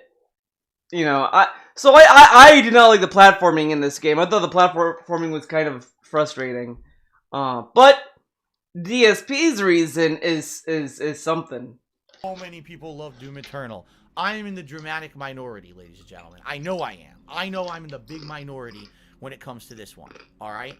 But I gotta speak my mind. You know I'm an honest guy, and you know I'm gonna speak my mind. First of all, Doom Eternal's not a bad game. Doom Eternal. I gotta speak my mind, guys. I gotta. Is not a bad game at all. It's a fun game. If you like that visceral style gameplay of the modern Doom games from the, Doom 2016 and this one is right up your alley. The combat is there. It's on par. It's great. My problem with Doom Eternal. So it plays like a game he likes, and that's great. But the problem with it is that the combat sucks. Even though the combat's the same as it is in 2016, with slight difference. Is that basically the game took a shift away from an interesting narrative focus that was similar to the plot lines of the previous Doom game? Okay, how I would argue that Doom 2016 has more story in it. And in 2016, the story was all told to you through like audio logs and radio shit. This game had like literal cutscenes. And he's saying it took narrative away. Okay. And really, 99% of this game is running around and shooting shit. There are a few puzzles. Running around and shooting shit. This dude, the way he talks about Doom Eternal, you swear he only played Doom 3. Like, you think that's all he played. Like, he only played Doom 3. Because even when he was playing it, he was talking about it like it was Doom 3. It's supposed to be survival horror, and you're supposed to, like, strategize? And it's like, dude, no. Doom has always been about, like, moving around and shooting. And some of the puzzles are interesting, but way less of a focus on that than, say, Doom 2016. And the plot, even though it's there, basically kind of takes, like, a back seat. In Doom 2016, it felt like there was almost like a survival horror plot going on. A sci-fi survival horror plot. You wanted to piece together the pieces. Dude, how is Doom 2016 a fucking survival horror plot? The game starts with Doom Guy, like, coming out of, like, a coffin, like a fucking metal thing. It's like metal shit. It's like Metalocalypse shit. He sees, like, a little mini thing, punches it, he's like, yeah, fuck this shit, goes up, and then the fucking Hayden is like, don't do this. Be gentle. He's just like, fuck it, fuck this. Rip and tear and fuck shit up in Doom 2016. And he's like, it's survival horror, and you're piecing together. Dude, Doom 2016 was like, the story was kind of a joke. It's like what Evil Dead 2 did to Evil Dead. It's like, yeah, fuck it, we're just gonna fucking go crazy. Fuck it. So I don't know where the fuck this... in 2016, you're piecing together. This dude, you swear he played Doom 3, and that's what he played. Like, he played Doom 3 thinking that's what was Doom. Oh, whoops. It kind of takes, like, a back seat. In Doom 2016, it felt like there was almost like a survival horror plot going on. A sci-fi survival horror plot. You wanted to piece together the pieces of information of what was happening in that game. And I really liked it. But in this game, it was kind of like, it's only really about the combat over and over and over. Shoot. So what is it? Shoot things until this power-up pops out of it. Grab that power-up, then use that to level up an ability, hit the thing, and make the other power-up pop out of it. Okay, now use those, go punch the other guy. The third power-up pops out of it. So what was it? Health, armor. Grab that power-up, then use that to level up an ability, hit the thing, and make the other power-up pop out of it. Okay, now use those, go... That is literally the fucking description of Doom 2016. Punch the other guy, the third power-up pops out of it. So what was it? Health, armor, and ammo, right? And just do it in a constant circle. And that's literally what you did in Doom 2016. What the fuck is he talking about? And that's like 99% of the game. In reality, this game could have no plot, and it would be almost identical. Seriously, the plot took such a backseat. And by the way, I didn't like the plot. The plot of this game is that basically the Doom Marine also was some kind of a Marine in an alternate dimension, and he had been doing things. These other alien race had been fighting against the demons invading from hell. And it got so convoluted. I didn't like it at all. Like, admittedly, like I love Doom 2016. So convoluted, dude. Doom's story is fucking dumb. No, I don't think anyone plays Doom for the story or even cares. It's a fun story because it's so dumb. It's, as I said, it's like Evil Dead. No one praises Evil Dead for the storytelling. The reason why people like the story is because it's so fucking stupid and goofy and metal and demonic and shit that it's fun. You have these like demons that are like very like evil, like, oh, fuck you, whatever. You know what I mean. Like, yeah, he confuses convoluted with over the top. Like, this story is so dumb. His spaceship is his helmet. If I remember correctly, if I remember correctly, isn't like when you look when the game starts and it kind of starts out in space and then zooms in on the spaceship that Doom guy is on, isn't it just his helmet? I think it's his helmet, but I could be wrong about that. But it's so dumb. I love it. Expect these to I think he loves Evil Dead story, but he doesn't. I don't think he remembers it because I guarantee if he saw Evil Dead 2 or Ash versus Evil Dead, he would think it's stupid and it's dumb. And oh my god, guys, Ash is like a guy, and he has two people who are his sidekicks, and they have to go to a cabin. And then there's a time manipulation in season 2, and then like they go back in time in the cabin, and then the cabin explodes. Like, it's really stupid and convoluted. This game was very disappointing to me. I was looking for a game that would be a balance of narrative and combat with some interesting and engaging puzzles. This dude wants fucking, like Last of Us. He wants like a fucking linear game. Evil Dead 1 was whatever. Evil Dead 2, I vaguely remember, I think it was like they go to the cabin, shit happens, they find the Necronomicon, they summon the Evil Dead, a visitor comes by, they get fucked up, and then I do remember the ending is that they get sucked into a time portal, which leads into the Army of the Evil Dead, which I did not like. I did not like the Army of the Evil Dead. Because I don't like that setting. It was a whatever movie, but I did not like that setting of that movie. But I do like Ash versus Evil Dead. I do like that show. It's a really good show. It's bullshit that it got canceled, to be honest. I liked Ash versus Evil Dead, dude. And what I got is a game that was 98% rock, paper, scissors combat, getting those 3 power-ups in a circle to survive, and every once in a while there's a snippet of story that's kind of not very good.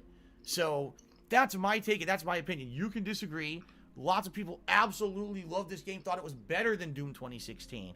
By the way, take a look at the graphics. They're gorgeous, man. The game was gorgeous. Absolutely, it looked great on PS4. By the way, that's PS4, not PS5 gameplay, and look how good it looks, right? Pretty fucking good. So the game itself holds up as a competitive shooter, but outside of not that, a graphics horror. Competitive shooter?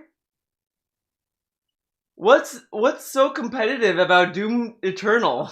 I don't know. The plot just didn't live up to the hype for me. I just didn't like it at all. All right, just being honest here. And look at this gameplay, dude. I played this on PS4, and my gameplay is not this fucking stiff. It's like he forgot he had a thumb. Like, look at this. As a competitive shooter, but outside of that, man, I don't know. The plot just didn't live up to Alright, it's not like fucking... Alright? Dude, this... Being honest here. He sucks. He sucks at this game. Holy shit. Got a lot of stupid ass trolls here tonight. I don't know, guys. Stupid ass trolls. You see these guys in chat cheering? Let's see. Nope, you're not. You're not taking care of it because, I see that they're still in here. Now I'm manually banning them, and it's not good. I know there's some mods in here. If you guys could please take a look and stop this nonsense, I would appreciate it. There's another one. I can't do it. My laptop's too laggy to manually ban these people fast enough. That's why I need your moderators to help me I like out. how he's... Okay. The computer's laggy for him, but all right. So the that's mods can't have 7. laggy computers. All right. Whatever. Jasper's sitting here trying to give me rubs and stuff. His wet kitty knows when I'm trying to do the countdown. All right. Let's continue on. The number 6 most disappointing game of the year for me is... What is it? What game is this? Anyone know? What game is this? Dude. Anyone figure it out? I saw this and I literally thought... Remember that... Dude. He didn't include this game either. Holy shit. But I don't blame him. Because I don't think you guys would know what game I'm talking about. Remember that game that came out that was like Resident Evil 2? Like, it was based on... It was like a fan-made version of Resident Evil 2 remake. And then they changed the title. Daymare! That's it. Ludwig got it. And, Red Animator. Sorry, Chips, dude. I thought that this was Daymare. And then he's like, oh, let's watch. And then the second I saw the drones, I was like, oh. Oh. Do you know what the game is? He's licking my toes. The name of the game is He's Licking My Toes. Jasper is licking my toes. Alright. People don't even know what game this is. Watch Dogs Legion. People couldn't even figure it out. They were like, what is this? Watch Dogs Legion. Watch Dogs 1. A game that looked great and then didn't necessarily be... It wasn't as good of a game as it was originally made out that it was going to be. Alright? We know that. Watch Dogs 2, I felt, was a dramatic improvement from Watch Dogs 1. I actually felt that Watch Dogs 2 was I like a better game. how Jasper goes straight for the toes. When I watched my brother's cat, he didn't lick my toes. You know what he licked? He licked my head. Oh my god, I like this cat. My brother's cat's a fucking rad cat. I posted pictures of him on Twitter. He would lick the back of my head all the time. I would be sitting watching TV, he would hop on the couch, lick the back of my head. Crazy. I would go to sleep, he would hop in the bed with me. Like, he would cuddle on my back, he would cuddle with me. He was a cool cat. What was your most disappointing game of the year? Oof. I would say Dragon Ball Z Kakarot. I would say that. It was the one game that I legitimately like felt like I wasted my money on it. Like Doom Eternal, I didn't really love it, but I enjoyed it. So it's like, okay, you know, I enjoyed it for what it was. Final Fantasy VII Remake, same thing. Like I enjoyed it, didn't beat it, but I enjoyed it. Dragon Ball Fighters, it was not Dragon Ball Fighters. Dragon Ball Z Kakarot. I was like, why did I buy this? And I really hated myself for doing that. It's, you know, it was like I'll take a chance on it, and then it's like, yeah, the mission I was on was that stupid fucking mission you play as Vegeta and you fight the AI version of Vegeta in Bulma's time capsule shit. And I was like, this is stupid. This is not fun at all. I don't know why I thought this was fun. That kind of was like, yeah, this sucks. But I probably would have to look at my games that I played, but I mean, that's my go-to. Would be Dragon Ball Kakarot. Because, like, I have issues with Doom 2016. It's not Doom Eternal. And it's not my favorite game, but I wasn't disappointed with it. It was just like, yeah, I don't like the platforming. But I would say Dragon Ball Z Kakarot was pretty bad. Game had a unique cast of characters that were diversified, all with their own unique stories. He's licking my toes. Stop licking my toes. I can't do that. Jasper is sitting down there licking my feet. Buddy, I understand you want attention. Can you stop being so cute and silly? He's tickling my toe. He's doing it again. Oh my god. I'm gonna have to get a toy in here for him or something. Okay. You're a nutcase. Anyway, so Watch Dogs 2 was a dramatic improvement upon the first game. A diversified cast of interesting characters who all had their own backstories and personalities, and honestly, they were kind of likable characters. The gameplay of Watch Dogs 2 dramatically improved upon the gameplay of Watch Dogs 1 by having increased amount of focus of puzzles. The writing went from a way darker tone in Dark Souls, Watch Dogs 1, and it went to a lighter tone in Watch Dogs 2, and had a lot of comedy elements to it and things. I'd almost say it's kind of like, when you think about it. I'm telling you, the reason why he likes... oh my god, I almost made the same mistake, but... The reason why he liked Watch Dogs 2 a lot was that it made fun of Google. I remember there was a scene where he was doing something at like a version of Google in Watch Dogs 2, and he was like, "Yeah, this is exactly what Google's like. Fuck you, Google." So yeah, he loved Watch Dogs 2 because it made fun of Google. When you think about it, it's almost kind of like how Saints Row originally started out very serious, and then the series got like very, very hilariously silly later on. Watch Dogs Legion.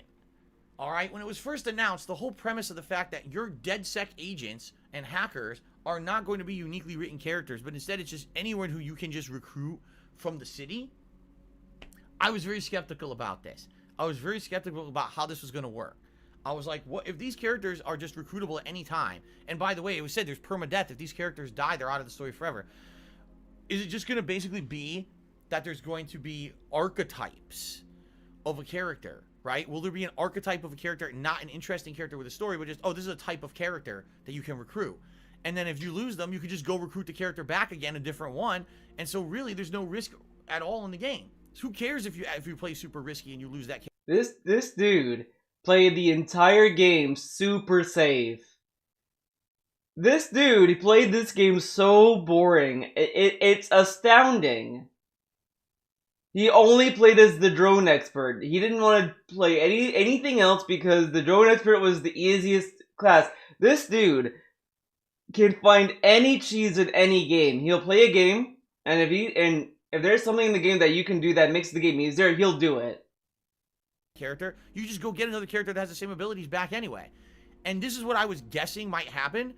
That's exactly what the game was. Like 100% I was dead on correct. That's what the final game was. There was no risk to having anyone. No, that's not true. His fans made it a point, literally made it a point to beg him to not pick the drone.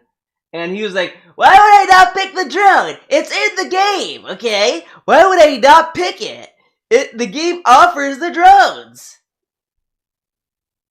Because if they died or got arrested, you could just immediately recruit another one of the same type, and you're right back to where you started. Now he says this, guarantee if the version of Watch Dogs Legion he wanted was there, he would say it's disappointing because you get this character that you like so much, right? You work your ass off to get the drone expert, and then it dies in a mission, and you can't get the drone expert ever again.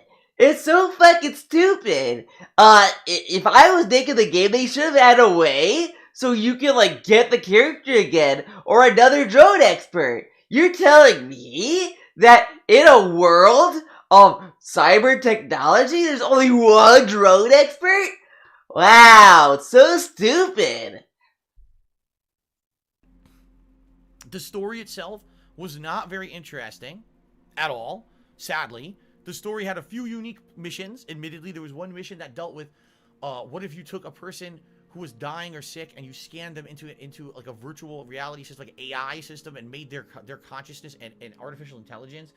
You know, is that moral, and would they consider him to be alive or not? I think the whole permadeath thing, like, plot was... I knew it was not going to be anything serious because it's Watch Dogs, a AAA game. It's fucking Ubisoft. Like, they want to sell this game to everyone. So, you really think normies are gonna love permadeath? It was interesting. But for the most part, the writing was terrible. It was very cliche. None of the characters mattered because they were all disposable. And now, by the way, we should talk a little bit about the gameplay. What you're seeing right now on the screen is pretty much the best way to play the entire game. Use the drones. Fly on a drone. Use a remote-controlled drone to hack into a building. Go through the vents. Take people out inside the building. Hack all the terminals. The drones are 100% the most effective way. He's being so cute. He snuck. Okay. He didn't try the other classes, though. He only played as the drone expert. So how would he know how the other classes operate? Snuggling my foot and licking it. The drones are 100% the most effective way to go about playing this game. Alright? And that's fine if you realize that's the whole game. Like, you don't ever need the other classes. There's a class that's good at Well, fighting. Fire Emblem is Fire Emblem, but that game also offers a baby mode, which, like, he didn't play on permadeath, did he? I don't think he did. Yeah, I don't think he played on permadeath in Fire Emblem. So, I mean, I don't mind it if it's like an option. Like, oh, you know, you can play with permadeath or not. That's fine. I don't mind. And that's what this game did too, but the permadeath, though, if you select, it's only the open world. So it's like, you know, the mode is pointless. You did play permadeath, but you can... Well, yeah, this... Homemaster, I think you're talking about Watch Dogs. He didn't play... He played on casual in, Fire Emblem.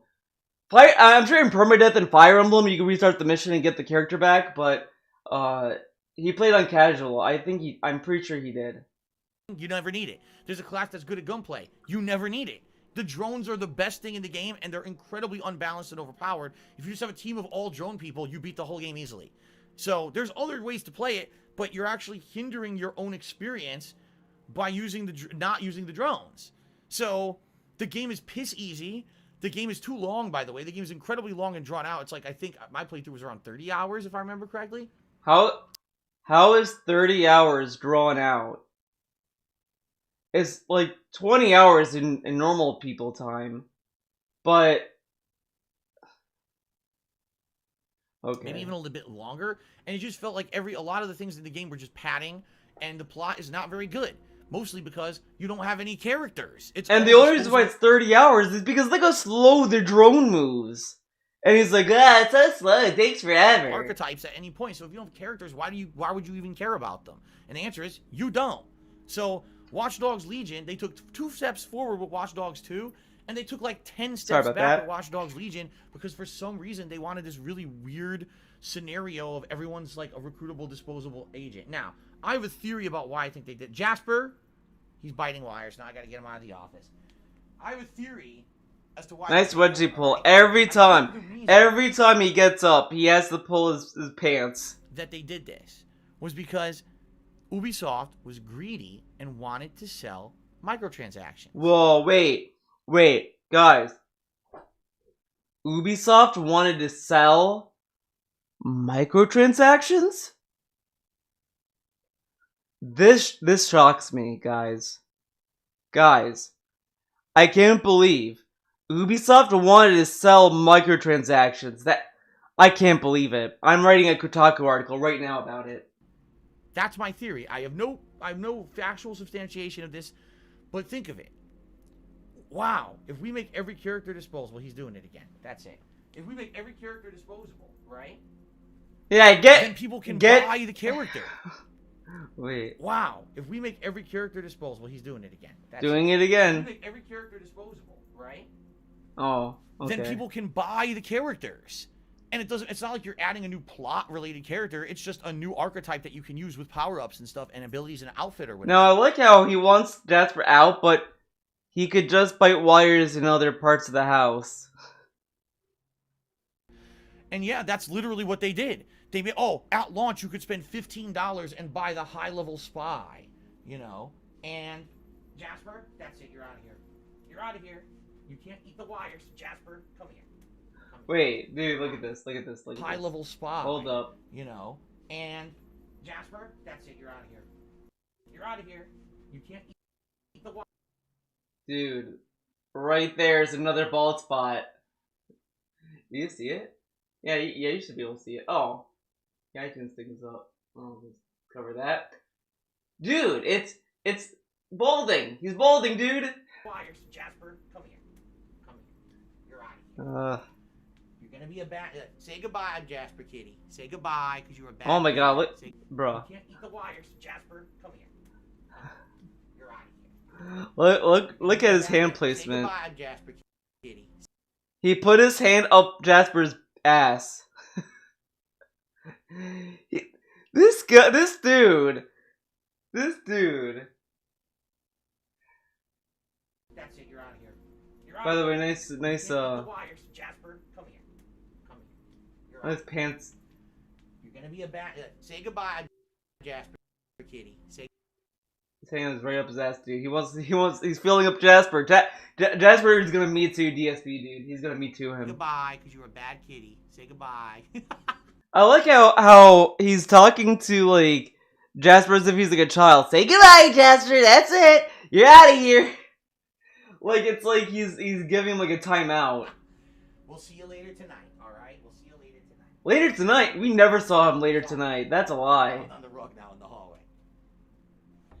It's one thing if he wants to play around and lick my toes. It's another thing if he wants to bite the wires and he's going to get electrocuted. I can't have him get hurt, so he's got to get out of here for now. Okay. Yeah, he'll bite the other wires. So anyway, yeah, that's what Ubisoft did. They actually nickel and dime the customer. You already paid $60 for this game, and then they're like, oh, you want a high-level spy character? $15. Like, what? Well, dude, he's not made of electricity. The worst he'll get is a bad taste. They're selling these characters in packs, and that's what I mean. Like, I really feel like if they had gone the extra mile to maybe improve upon Watch Dogs 2 and make it even more interesting characters and elaborate story, it would have succeeded. Instead, how do we just really microtransact the shit out of everyone? Make every character disposable so it's okay if you buy them to add them to the game. Screwed up. So, yeah, you know, it was really disappointing for me. Someone who really liked what they did with Watch Dogs 2 and playing Watch Dogs Legion, I really felt that the game sucked. Just being honest. Okay? Just being honest. Alrighty then. Some more shout-outs. Nicholas cheered. He says, how's your laptop laggy? I don't have... because I don't have a new laptop. He said, did you get a new one? No, I don't have a new laptop. I think that dude is mentioning so Hallelujah He Reigns made a chat post saying like, oh, I bought, like, he said something about like not mentioning a new laptop in the list of things he wants to get or whatever the fuck, hinting that DSP got a new laptop, right? And almost people bought it, almost, but he wasn't fooling anyone, so. The dude fell for the only nice coffee bait, which is pretty funny. Cheered. He said deception. I don't know what he means by that. Deception? Cyber Shadow was here, did a 400-bit cheer. Cyber Shadow, that was the biggest cheer of the night, and thank you for that. Let me go ahead and update the leaderboard. Get Cyber Shadow up there because he's the top cheer of the night now. Cyber Shadow 248. Thank you very much, Cyber Shadow. Let's see here. And Westside Phil Cheese says, Bugstacks was the worst, most disappointing game of 2020. Real talk. Well, hey, that's your opinion. Everyone's entitled to their own opinion. Dude. Bugsnax is gonna be one of the greatest the best games of 2020, and I bet you this dude is gonna say in the video, people should check it out. And I did check it out because it was too cartoony and kiddie, but it's not kiddie, it's actually adult.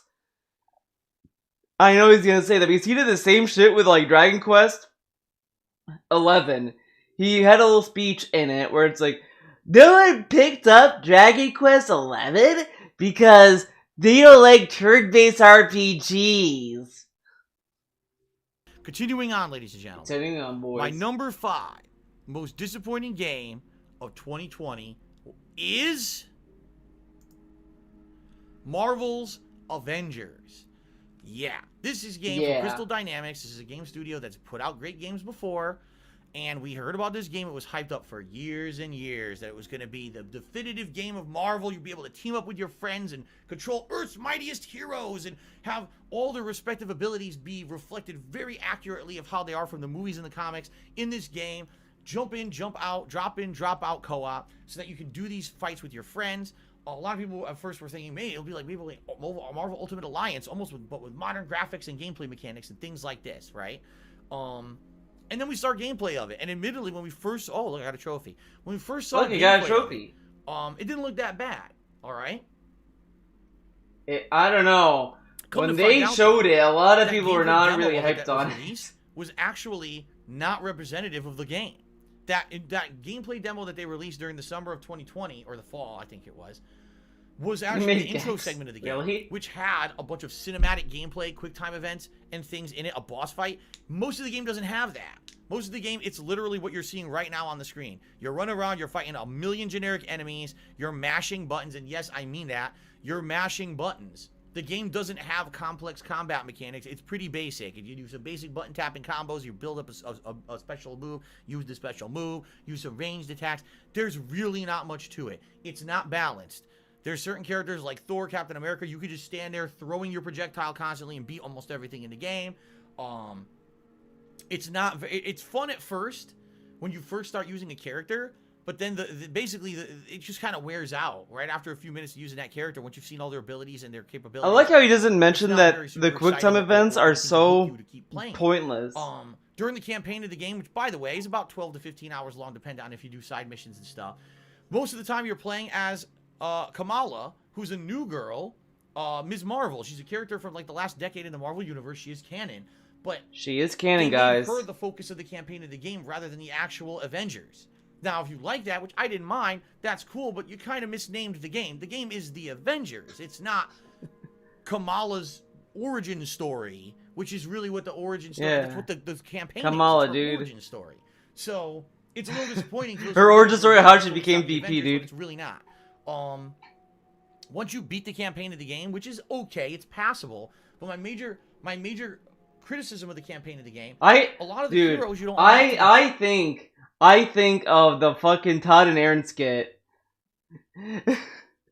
Avengers. Oh my god, I can't remember the quote. Damn it, I'm gonna find it. Great. It's a great vid. I love it. You love it. We all love it.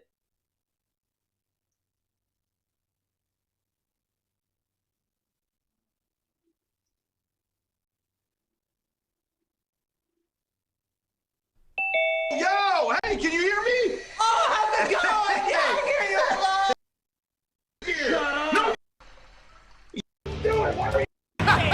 We're not going anywhere. That's right. They tried to stop us. The world threw everything at us to get us to not do the awards. We're doing them anyway. Game of the year. Last of Us 2. Exactly. Stick with us. Don't turn it off just yet. Hear us out. Don't turn it off just yet.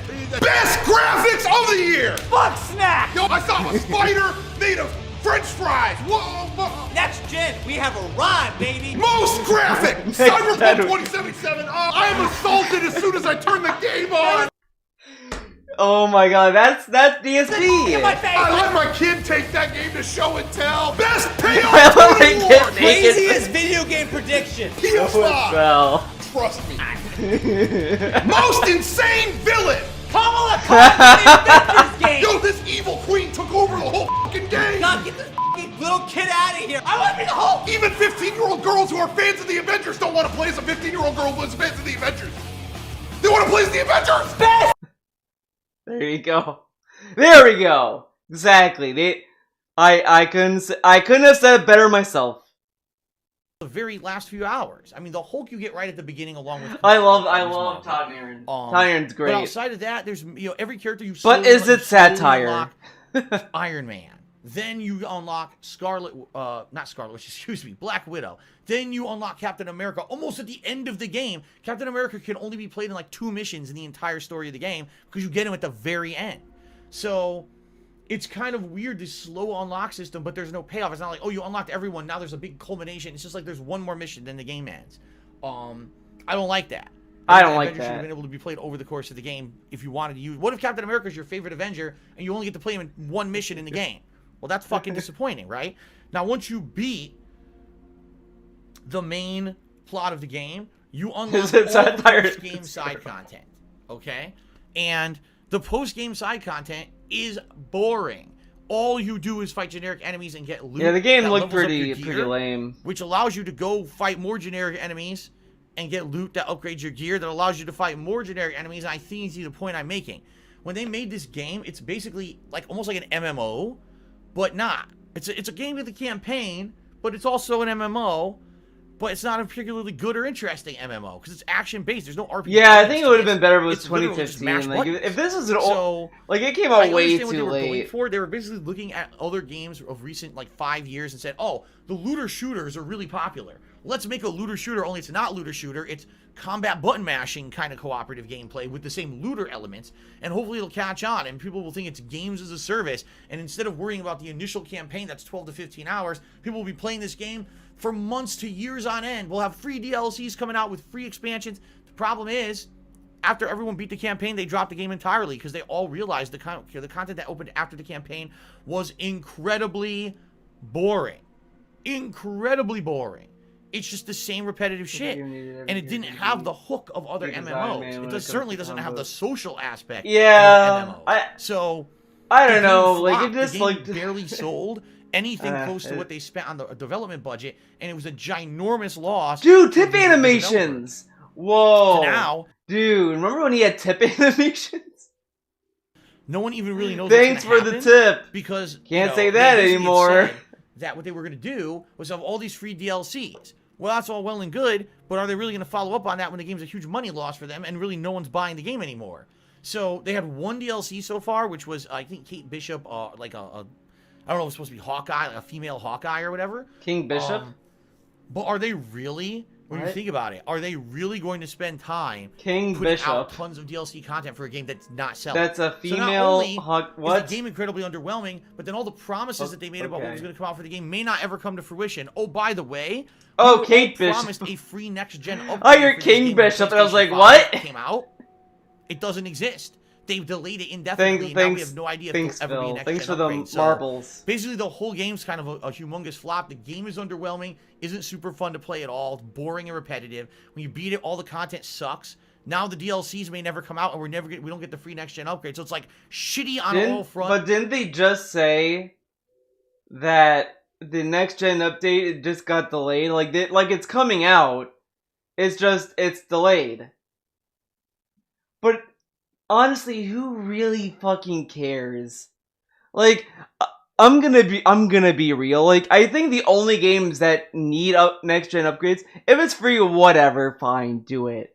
But I think people are gonna mostly care about games that came out around the time that PS5 came out. Like Yakuza, Assassin's Creed, Call of Duty, those kind of games. Avengers, in my opinion, came out at a time where it's like, yeah, you're gonna buy this and play this on the current console you have. Like, you're not gonna want to play this. I don't know. It's whatever, honestly. The game just really stinks. And that's sad, because I said all along, during the entire time, when the Marvel movies were at their height, I said, man, if they would just start releasing Avengers games, they'd make a ton of money. And this is the shit they come out with. And by the way, the year after Endgame. How stupid can you be to have your game come out the year after dude. the biggest event? They should have rushed the game out to time it with Endgame. A game that has nothing to do with the movies universe. Okay. Avengers movie. Oh, that's cool. Witcher 3 is doing something cool. Okay. Let's see here. Well, West Sidefield, thank you for another cheer. And then there's another troll here. So another troll. Get him out of here. Continuing on. My number 4 most disappointing game of 2020 is... Anyone even know what this one is? Oh, so funny. WWE 2K Battlegrounds. As a wrestling fan, oh my god, this game was the biggest waste of time and money. The funniest part of this, was that when that game was announced, he was like, I'm not very interested in it, it looks like a cash grab, and all this stuff. The game comes out, and he falls for the marketing scheme. Immediately. Like, this dude, man. I don't even think WWE fans would have bought this. Like, for starters, alone, this just looks like it's a game that was for kids. Like, the menus look very fucking basic. Like, it's like you buy a game that's like shovelware, like the kind of games that Big Rigs is. It's like you buy that and you're like, what? The game isn't a game. And then you realize, oh yeah, this was like a game that was like kind of farted out. Seriously. Alright, now. WWE games usually are great. Not so much last year. And when I say last year, I mean in 2019. WWE 2K that year was absolute garbage. The game was buggy as shit, crashed constantly, barely worked. And so it was actually announced that in 2020, there would not be a new WWE 2K game. They were going to forego that. And instead, they were going to release some kind of a new game called WWE 2K Battlegrounds. At first, when you look at this game, it kind of looks like a game from about a decade ago. You know what? Oh my god, there's a game that was on. Oh my god, I don't know if any of you guys remember this. On the old iMacs, they used to give you this game for free. That was in every iMac. I can't remember it, but it was called like it had to do with bugs. Does anyone know what I'm talking about? Hopefully you do. I kind of want to... Oh my god, I kind of want to find it. iMac bug game. It's not Bug's Life. I don't think it was Bug's Life. Bugdom! That's what this fucking game. Look at this game. Bruh, look at this game. I played... Dude. Dude. I literally love this game. I went to my friend's house when he got the new iMac, and he was like, Theo, look at this. And I was like, oh my god, this game looks amazing! Whoa! And then like we got an iMac. And I played this a lot. Look at this game. Look at this. This game fucking roll. The music, it's so good. You know what? Fuck Bugsnax. I want this game. Look at this game. Look at this.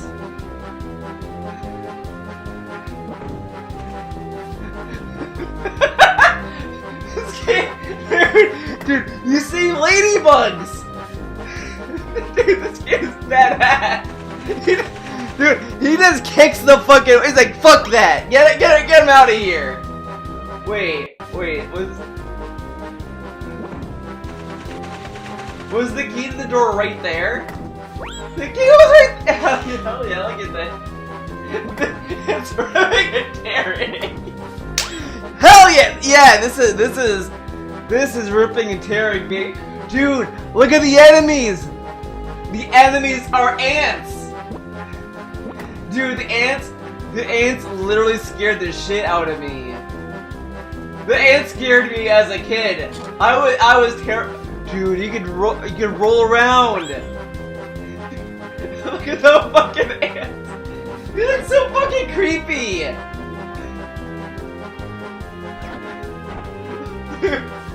Blood mouth.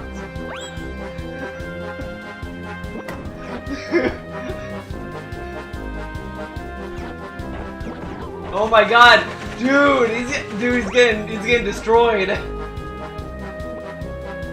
The background music is so good.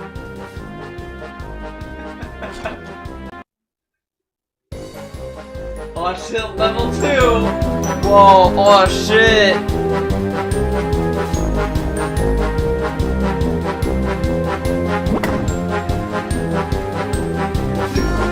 Dude, the speed run of Bugdom is 8 hours. Dude. If you speedrun the game, it's like a 9-hour game.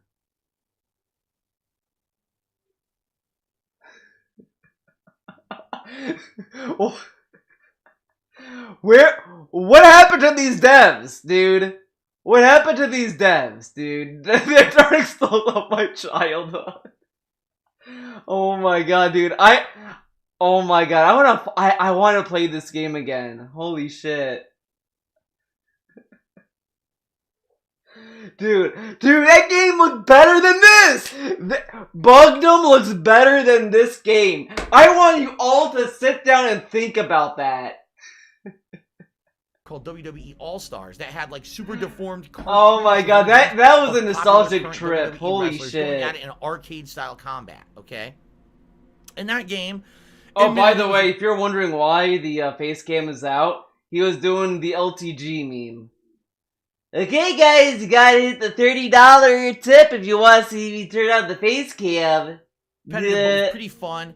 It was something different from the simulated kind of WWE games at the I never time. got past level 2 in class. Neither so it was did pretty I. good. I think I only got to. I think I got to level 2, then I never beat the it. online connections of that game stunk. I'm not saying WWE All I- Stars was a great game. I'm just saying it existed a decade ago, and people saw that and compared it to this game that looked like it was coming out. And they're like, oh, it's probably going to be about the same kind of a deal. Okay. Oh shit, they still make games. That's cool. The sad fact is WWE Bugdum's an iOS game. is not even as nearly as good as WWE All Stars. It's just not. It's a game that like it doesn't really know what it wants to be. It definitely is a masher. It doesn't know what It's it wants game to where be. once you get far enough pretty into clear. the plot of the game literally cheats. Like it will actually have situations where things will just not work properly. Dude. The computer will counter every move you do, Dude, no matter what. Dude, guys. There's a Bugdum 2. Whoa. Dude. They made a sequel. The game was so good they had to make a sequel. They had to. But I you can't blame them. really grab it. The game is absolutely a mash fest. A lot of situations where you don't know what's going to hit or work, so you just try to do a random move. The graphics kind of hold up if you like that cartoony style of graphic, but the game gets incredibly boring after only about an hour to. So they only have Bugdum 2. They never put Bugdum on iOS. 4 to 5 hours in. That's to a the point sad. where it's not That's fun to play sad. anymore. It's just actually incredibly broken. As you can see by the presentation of the game, That's sad. there's not much to it. Bare They give bones. us- I mean, they give hand us drawn bucket comic gun. book style artwork. I to think do on the that. plot. I don't know. Yeah. You know, they could. It's Even, only they $3. couldn't I even might draw buy stuff for a the meme, plot lines.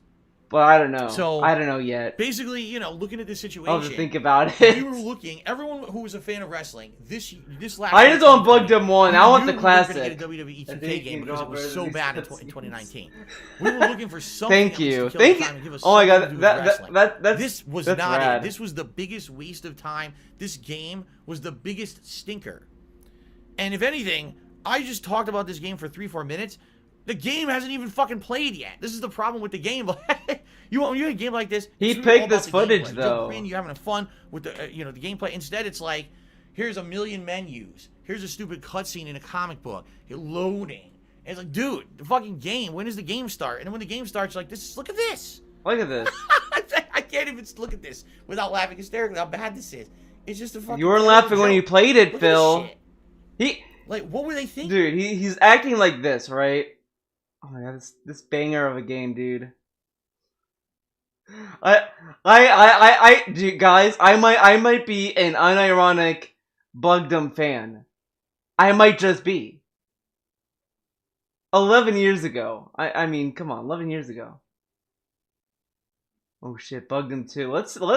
Let's take a look at Bugdum 2 for a sec. Let's just take a look.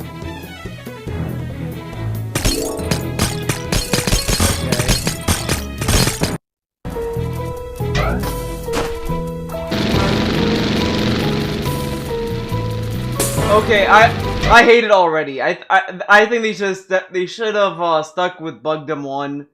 This is just ass. There's a soundtrack. What's this?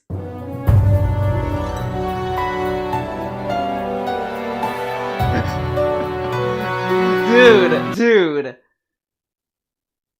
Did this steal from Uncharted? It sounds like fucking like the Uncharted thing. Da da da da da da da da da da. The Uncharted theme is the game over. The game over theme. Hello everyone, Darkside Phil here, and welcome to DSP Gaming. I've been a 2018, dude. Okay, so there's a random Royal Rumble. Boom! Look at this. Get her up. He enjoyed this game. Look at this. Fuck you. Get out. Get out of the Rumble. Get the fuck out of the Rumble. Get out of the Royal Rumble. Just me and fucking Sasha Banks. What the fuck? Oh, shit. Get up, get up, get up. See, he enjoyed it. He likes this game. Thinking with this, did they actually think someone would like this? What's hilarious is they actually got the real-life wrestler, The Undertaker, and his family to pretend playing this game for the advertisement for TV to try to fool people into buying it. Wait. They paid people to play the game for a commercial to sell the game? Now, I like how he always frames ads as, oh, they try to fool you. Dude, they're advertising the game. He advertises about tipping him. Should people say, oh, see, DSP's trying to fool you to think that he needs tips to pay the bills.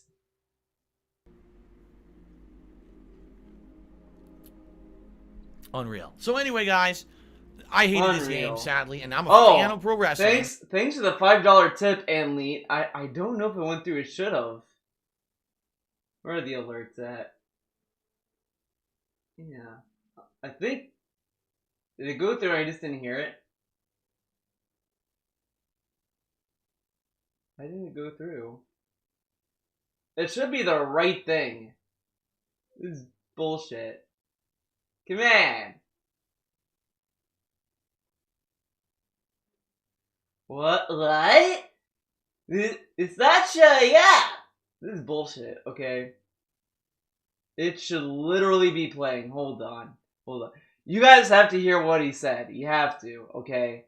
I think I know what I have to do. I think I know how to fix it. Maybe. I'm gonna go to the overlays. And I'm gonna do stuff. Because it should work. Okay, it should. Oh man, this is... I had to edit. Not preview.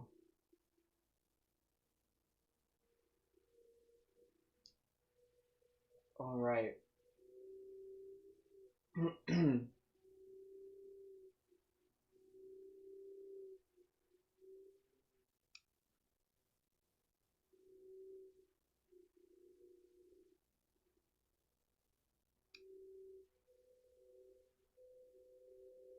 Wait, whoops. Hold on.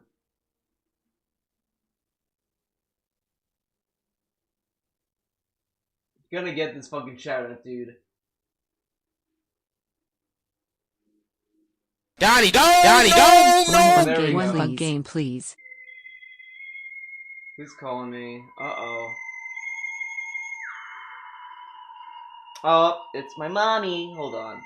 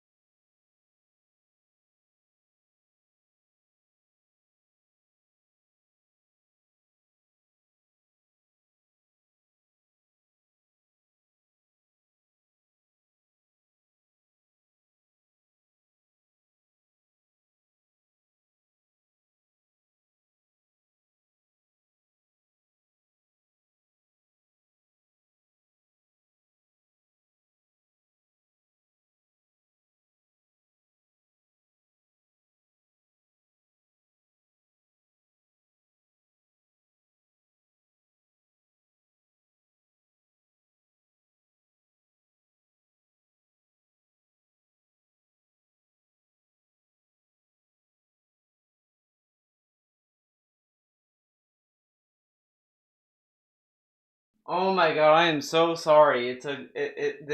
That phone call was so long.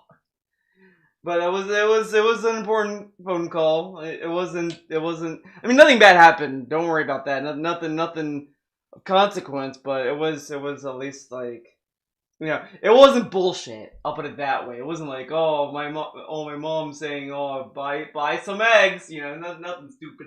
Nothing stupid like that. Okay, let's get rid of some of these Cleos. I think that's what I'm gonna be doing moving forward. Is that if I'm bored, if I'm doing something, I'm gonna go Cleo crazy. When test squishes are too strong. All right. But thanks to the $5 tip and Lee, I think it was just something going on with the only thing I can think of is that maybe the overlay URL is different for the YouTube and Twitch. I'll have to test stuff out, but we'll see what happens. Anyways, let's get going. Even though I don't really follow it actively anymore, I don't watch the shows. I've known about pro wrestling, followed it my whole life. Used to even do a commentary show, and I'm like, I couldn't get anything out of this game. I did like 2 streams of it. I was like, I can't. Everyone told me stop playing it. I was like, I got to. I can't keep playing it. It's so disappointing. It's so shitty.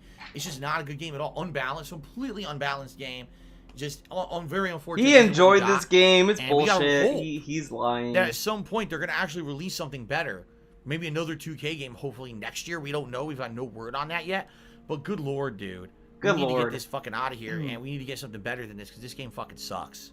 Okay? This game is fucking sucks.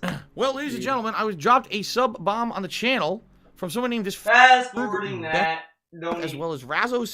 This freaking idiot. Thank you for this. They all meld together over the years. All right. Wait, what? What melds? Still real to me. Damn it. Cheers. What's my favorite wrestling game? It's one of the 2Ks, but I couldn't tell you which one because they all meld together over. They all meld together. All right. They're so good. They're so good. Back in the day. All right, ladies and gentlemen, thank you so far. You've been a great audience, but now it's time to get down to the nitty gritty. All right, we're gonna get to the top 3 most disappointing games of 2020. I hope you guys are hold on to your butts. By the way, shout out to Shia LaBeouf, who just resubscribed for 2 years. Thank you, Shia LaBeouf, for a 2-year resub. I appreciate that very much. Okay. All right. So, ladies and gentlemen, prepare yourselves. The number 3 most disappointing game of 2020 for me was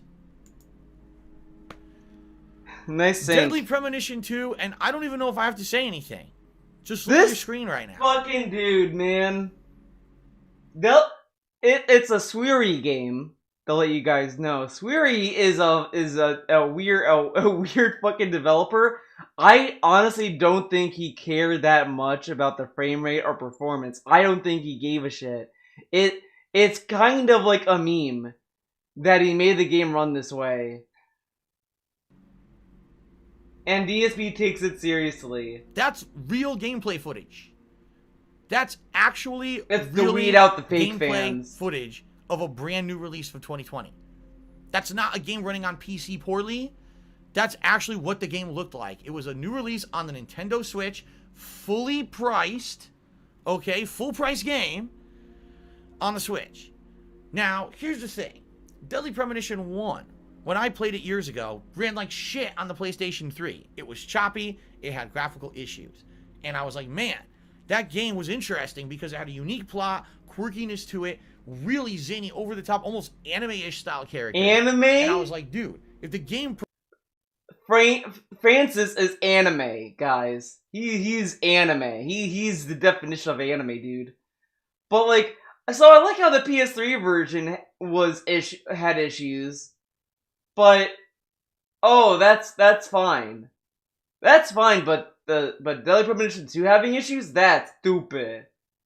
Is that Bunny licking her lips? That's way more interesting. She is. She was eating... When I captured that, she was eating an apple. A green apple. And she loved it. She loved the green apple so much. Like me. I love green apples. She likes red apples too, but... She's like me, and loves the green apples. Performed well. If it ran well. Deadly Jacob's Premonition funny. 1 would have actually been an outstanding game. The problem is it performed like shit on PS3. I was like, that's really unfortunate. Really, it was very unfortunate the game ran so badly on that, okay? Years later, this same developer who made Deadly Premonition 1 comes out with the sequel, exclusive to the Nintendo Switch. Who would have thunk it that they would have gone from PlayStation to the Switch, right? And who would have thought that Nintendo would A lot of M-rated games went to the Switch, like Bayonetta. Remember Bayonetta 3? An odd game like Deadly Premonition 2 on its console, all right? But the thing that gets me is this game was specifically designed to only run on the Switch, okay? How was it specifically and this designed? is the end result of it. Whatever. This was sold like this, and somehow it was believed that this was an acceptable version of the game to sell. Now, this year we had a lot of very bad games that came out and ran like shit. For some reason, a lot of people didn't talk about this game. Probably because not a lot of people played it. It's also probably because people knew the game was gonna run like shit. It's a fucking Sweary game. But still, Sweary just made a game meme, and made DSP didn't get the memo. For a console that runs that bad, someone should have said something. And you know what I mean? Like, seriously Like, pathetic. DSP literally thinks the Switch can't run a game that looks like this. The Switch runs Doom 2016. And he's like, what? The Switch can't run this. It can, it's just they didn't try to make it run. Seriously bad, and I can't believe that this was sold in the way that it was. The thing is, the game actually isn't bad. The game actually has an open world city you can roam through, which is really neat compared to the first game. It actually has way more content than the original game. The voice acting is actually pretty silly, over the top, and well done. There's actually a significant amount of stuff in this game that's good. The problem is, it runs so poorly, you can't ever really enjoy it. You just can't. You can't ever really enjoy the game because it runs like this. Look at that. And, you know, even in cutscenes, sometimes there's issues. It's just like, it's really bad. There's so many things in the game that they put in there. You could tell they actually worked on the game hard, and then they just couldn't get it to run on the Switch. Maybe, admittedly, they just didn't want it on the Switch. Maybe, admittedly, they wanted it to be on another console, and they could not get anyone to publish it. So when they finally got Nintendo to publish the fucking thing, they were like... Part of him wanted to go on PS4 just so he could shut up about it, because it wouldn't run any better. They wouldn't want it to run any better. I guess we're screwed, so let's just make it shitty. It's fucking Sweary. I don't know what else to say. The game itself is a unique, interesting plot, zany, over-the-top kind of writing. It has a lot of fun elements. Of course, zany, over the top. The gunplay is terrible. Hi, because Mumi. the game has terrible graphics. Mame. If the game had better graphics, maybe the gunplay would be better. But If almost, what? It has a lot of fun elements. Of course, criticizing it, the gunplay is terrible because the game has terrible graphics. The graphics hampers the gunplay. What? The gunplay wasn't that bad. I don't know what game he was playing. The gunplay was not that bad. If the game had better graphics, maybe the gunplay would be better. But it's almost, incredibly repetitive, boring, and unplayable because of the way that the graphics run on this game. So, Deadly Premonition 2, a game that 100% hindered by its graphical performance. The game was better optimized. Twin Peaks is an anime, guys. Really Twin Peaks is my favorite anime. David Lynch, up there with Hideki Anno. I couldn't tell you spend $1 on this game. It's that badly running of a game. I mean, I actually had to force myself through it at points because it was running so poorly. And it was like, dude, and then I beat the whole thing. He had to force himself through it. I can't believe you beat that whole Huge thing. It fan. ran so bad. Probably one of the few people who did. Okay. I don't even think it ran that bad. It Still ran stay away from fine. it. It Get still out of sucks. here. By the way, they patched it, claiming they fixed it, and it didn't improve anything, which is hilarious. Okay. Now, a few more shout-outs, I think. Hilarious. Let's see here. Luigi Serial has resubscribed for 13 months. Says, hope you're having a great night, Phil. Thank you very much, Luigi Serial. I appreciate that. All right. Now, ladies and gentlemen, my top 2 most disappointing games of the year, most people have already guessed what they are. If you're a frequenter of my content, you probably know what they are. However, I'm going to review both of them right now, and I'm not going to tell you the ranking yet. I'm going to reveal the 2 games to you in no particular order. No order. And then I'm going to tell you the reasoning why I think each game is so disappointing. And then I'm going to tell you my actual most disappointing game of the year. Daisy doesn't know. So He build didn't the know. suspense He up a was... little bit. He was Let's start improvising off in chronological this. order. The game that came out earlier in 2020. For the yes, most ladies part, and gentlemen, it's The Last of Us 2. You knew I was going to put this on my list. You knew it was going to be way up there. For various reasons. Oh god. I don't want to go into insane detail about everything about this game that I didn't like, but in a I'm not nutshell, going allow into me to insane summarize detail. why I don't like The Last of Us Here 2. we go, guys. Okay? And by the way, I should make this very clear. I don't detest the game overall. The game I'm not a bigot. Let me praise it first. The graphics no were idea, absolutely 'cause outstanding on I PlayStation have 4, faith in best in class. I think The he's gameplay was dramatically improved from the first game. Not only was there now climbing and crawling, but also the ability of the characters to actually simulate real people. They actually had conversations with each other when you were out there doing your sneaking style gameplay. The gunplay I felt was crawling, but also the ability of the characters to actually simulate real people. What? They actually had conversations with each other. Simulate when you were out there real doing your sneaking people. style gameplay. The gunplay I felt was improved as well. Every game, these people simulate. Oh my In god. the original game, and Shut are up. actually way more important this time around. It just felt like a better next gen experience. It really did. It felt like a vast improvement in the sneaking gameplay and stealth gameplay and survival gameplay from the first game. I definitely think that it was improved upon. Okay, And a lot of it was in the Metal locations Gear. Metal Gear Solid in the 5 game. had that. Some of the places when they will go through Seattle, they're going through downtown Seattle. Oh and my down to the god. waterfront. I was like, it's not exact. The but a lot of Seattle those things are actually there dick and sucking. close to realistic. There's an actual arcade you Oh go my through god. in the game. That's a real arcade. That's rare in the city streets of Whoa, Seattle. Near the an waterfront. arcade in They a actually made city? it a major location in the game. Down at the waterfront, there's an aquarium, a giant wheel, the big wheel. Whoa. That's all real stuff from Seattle. So they did their research. A water and tried to make the game realistic aquarium in near that the regard. It's not waterfront. Dead on realistic. The aquarium when you Whoa. go inside of it is nothing like the real aquarium in Seattle. But still, Whoa, you it's understand like- what I'm saying? Like they Oh actually my went the extra god, mile dude. to present you a realistic world that felt real. This the is gameplay so... refined. Oh my Also, god. I have to call this out. The Last of Us 2 is actually the most accessible AAA game ever made. Has to call The it game out. developers went Yeah, out of their Kurt is way back. to contact. Hey, Kurt is industry back, but experts, could not including hear my longtime the viewer, cordyceps. Super Blind Man. And Got a Super cloud Blind chase, Man, I should say. And Brandon. got these people involved in making this In game Valve? insanely accessible. This game has the most accessibility features I've ever seen in a AAA game. For the colorblind, for the hearing impaired, for the sight impaired, like so many things. This game, if you're blind, has a sonar mode where you can play it and beat it. You can beat Whoa. a AAA game if you're blind. That's crazy to think that they actually put that attention to detail and that amount of work into the game, right? It has to be appraised. It has to But be you can do that with applauded. any Look at game. these graphics right now during this combat. The graphics are outstanding. Like, it makes it This accessible, game sure, did a lot of but things right. I mean, Absolutely, it did a lot of things right. They could have Alright? clearly beat But other games. I there's mean, a major Super Blind Man reason beat games why before this this game. is on my most disappointing games of the year list. Oh my alright? god. And the primary reason is because I did not like the plot of the game. The plot of the game I felt was incredibly poorly written, poorly paced. It purposely tried to get you with shock value stuff. Shock value constantly, stuff. rather than having a point. And that stuff, sadly, irked a lot of people. Oh. If you guys don't remember, in early 2020, I want to say it was like April, which is like a month or two before the game was supposed to come out, the entire plot of the game leaked on the internet. Why? Well, there's various different stories. Some people said it was a disgruntled employee who was so upset that the game went in the direction it did that they just leaked the whole fucking thing. I don't think that's... They didn't say that. They said that the employee was disgruntled because of the crunch is why they leaked the game. They didn't leak the game because they didn't like the story. I didn't hear that meme at all. But whatever. And of course, Naughty Dog came out and said, "No, that's not true. Someone must have backwards engineered a file key of one of the demos or something like that." Who knows? Okay, what the truth is, but the whole But who really plot knows? No one's leaked. gonna really know. And when the plot leaked, the critical plot points leaked. And by the way, I don't think there's a single person who doesn't understand the controversy around this game.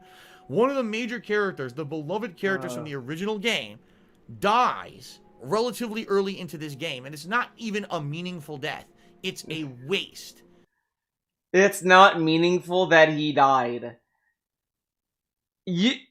Now, the issue of it is that sure it happens like a little bit too soon. They don't like build it up, but I wouldn't say it has no meaning or whatever. That's a little too far in the dumb territory.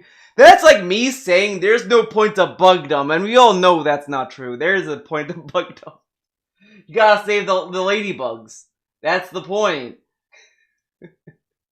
And it's meant to push a plot narrative down your throat, a revenge narrative.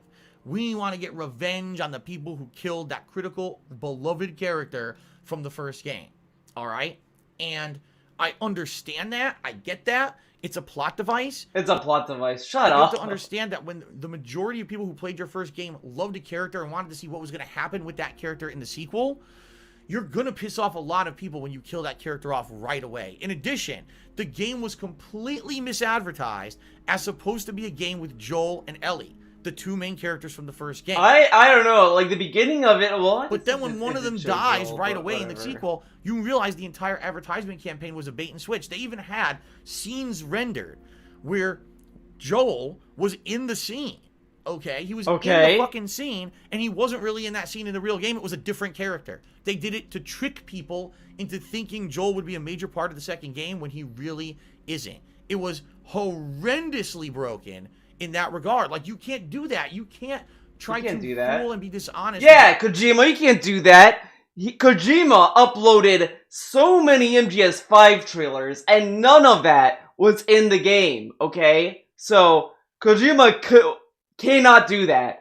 He showed a scene where Big Boss was in like a tropical area and he was screaming. Now, they moved that scene inside of a plant. Can't do that. That's a lie. And Kojima also had a cutscene in a trailer where you went to Camp Omega again. Never happened in the game. Kojima lied. He can't do that. Your customer base, that's messed up. All right. Now, according to I don't Neil know, Druckmann, LW, the head of the studio and the head of the director of this game, get this. He said that it was done on purpose so that people would not be spoiled on the plot. Yet his plot leaked months before the game ever came out. Well, listen to that. Think about it. Think about it for a second.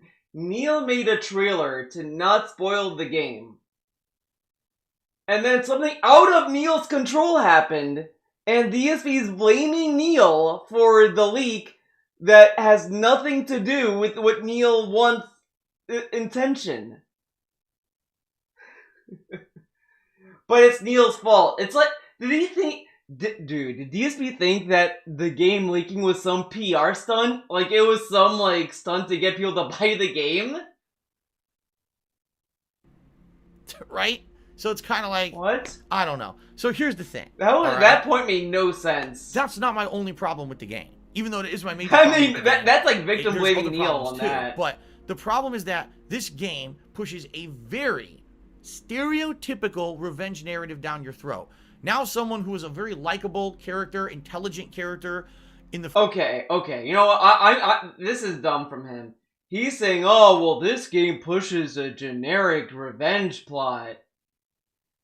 Ghost of Tsushima is literally a story. A dude gets revenge on Mongols. The Mongols invade. He tries to get revenge. He goes against the traditional ways of the samurai. And he gets his revenge. Wow, so thoughtful and deep, man. But then you have Last of Us 2 that tries to do a revenge story, but then makes you question the journey of the revenge. Like, I've talked about my point on Last of Us 2. I'm not going to reiterate like DSP will do, but the revenge plot is weak and it's not well developed. But I can at least see what they were trying to get at. And I appreciate what it tried. I appreciate the attempt. But DSP looks at the story and gets it in such a wrong way that it's like, I don't understand how you can get it from the game. Whatever. The first game becomes a complete fucking idiot in the second game. Oh, I retcon everything I know about Ellie from Last of Us 1. And they retcon Ellie in Last of Us 2. Dude, oh Even my though god. she's a beloved character. Again, Last of Us 1, so many people's one of their favorite games of all time, arguably best game of that console generation for a lot of people. 6 is a good Let's just score. forget that I Ellie's a wouldn't. survivalist and she's smart, and in the first game, she absolutely hated kitty stuff. She's a survivalist and she's smart. She hated kitty stuff.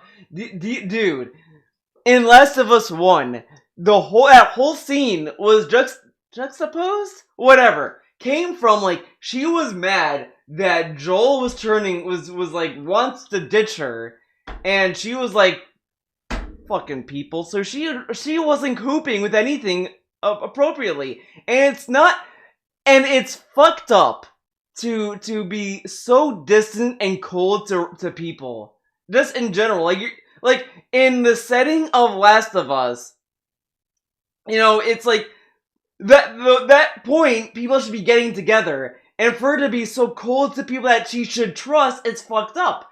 Whatever.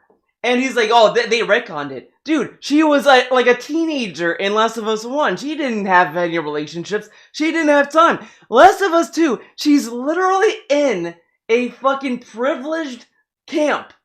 They have electricity. They don't have to travel as much. They have to go day to day, going to place to place. They were in a camp.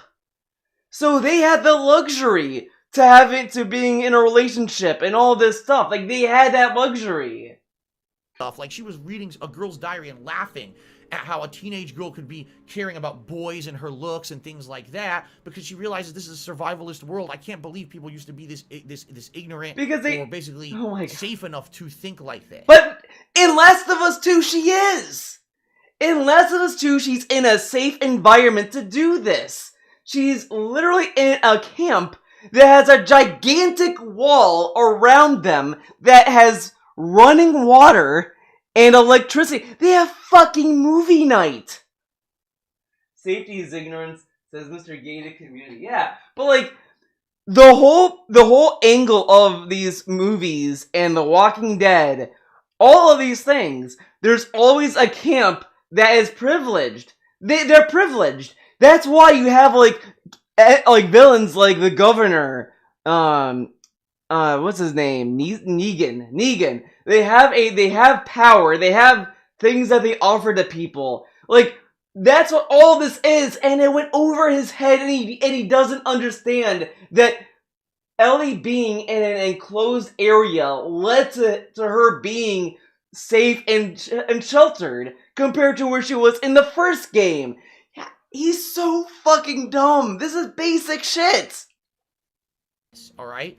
She's not like that. But then in Last of Us 2, that's exactly what she is. Oh, I'm making out with people. I'm doing unsafe stuff to get my rocks off, basically. Get my rocks off. I love that. That's a great quote. But this dude who later shits on the game for being basic, he sure puts Ellie in a one-dimensional role.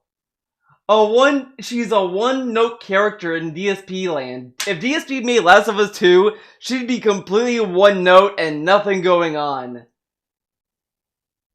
Stupid shit. Then all of a sudden, you know, oh, now I'm purely focused on revenge. I'm just gonna go and kill everyone left and right. It's just like, it completely retconned. Box off, basically. Stupid shit. Then all of a sudden, you know, oh, now I'm purely focused on revenge. I'm just gonna go and kill everyone left and right. It's just like, that is focused on revenge, dude.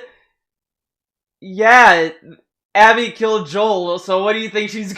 Like, this is so dumb. It's hurting. It's hurting. It completely retcons everything that you know about the character from the development in the first game.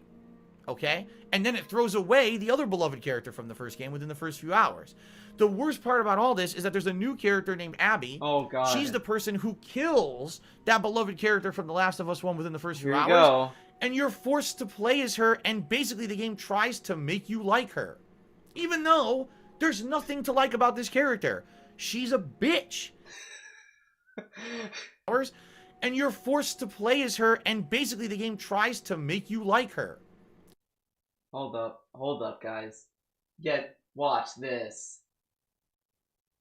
Even though there's nothing to like about this character. She's a bitch. She freaking kills someone in cold blood. She kills someone in cold blood, right? Joel killed her dad in the first game. Abby killing Joel is the furthest thing from in cold blood you could get. Like, that makes no sense. She kills Joel in cold blood. Okay. Because that person killed her dad to protect Ellie. There's nothing to like about this character. She's a bitch. She freaking kills someone in cold blood because that person killed her dad to protect Ellie in the first game. She literally hunts Joel down for years until she can finally kill him. Okay? She makes terrible decisions in the course of the game. Well, there's a guy who I used to kind of have a crush on, and now he has a girlfriend who's pregnant, but I'm gonna sleep with him. Now, I've railed on this before, but look at this, okay?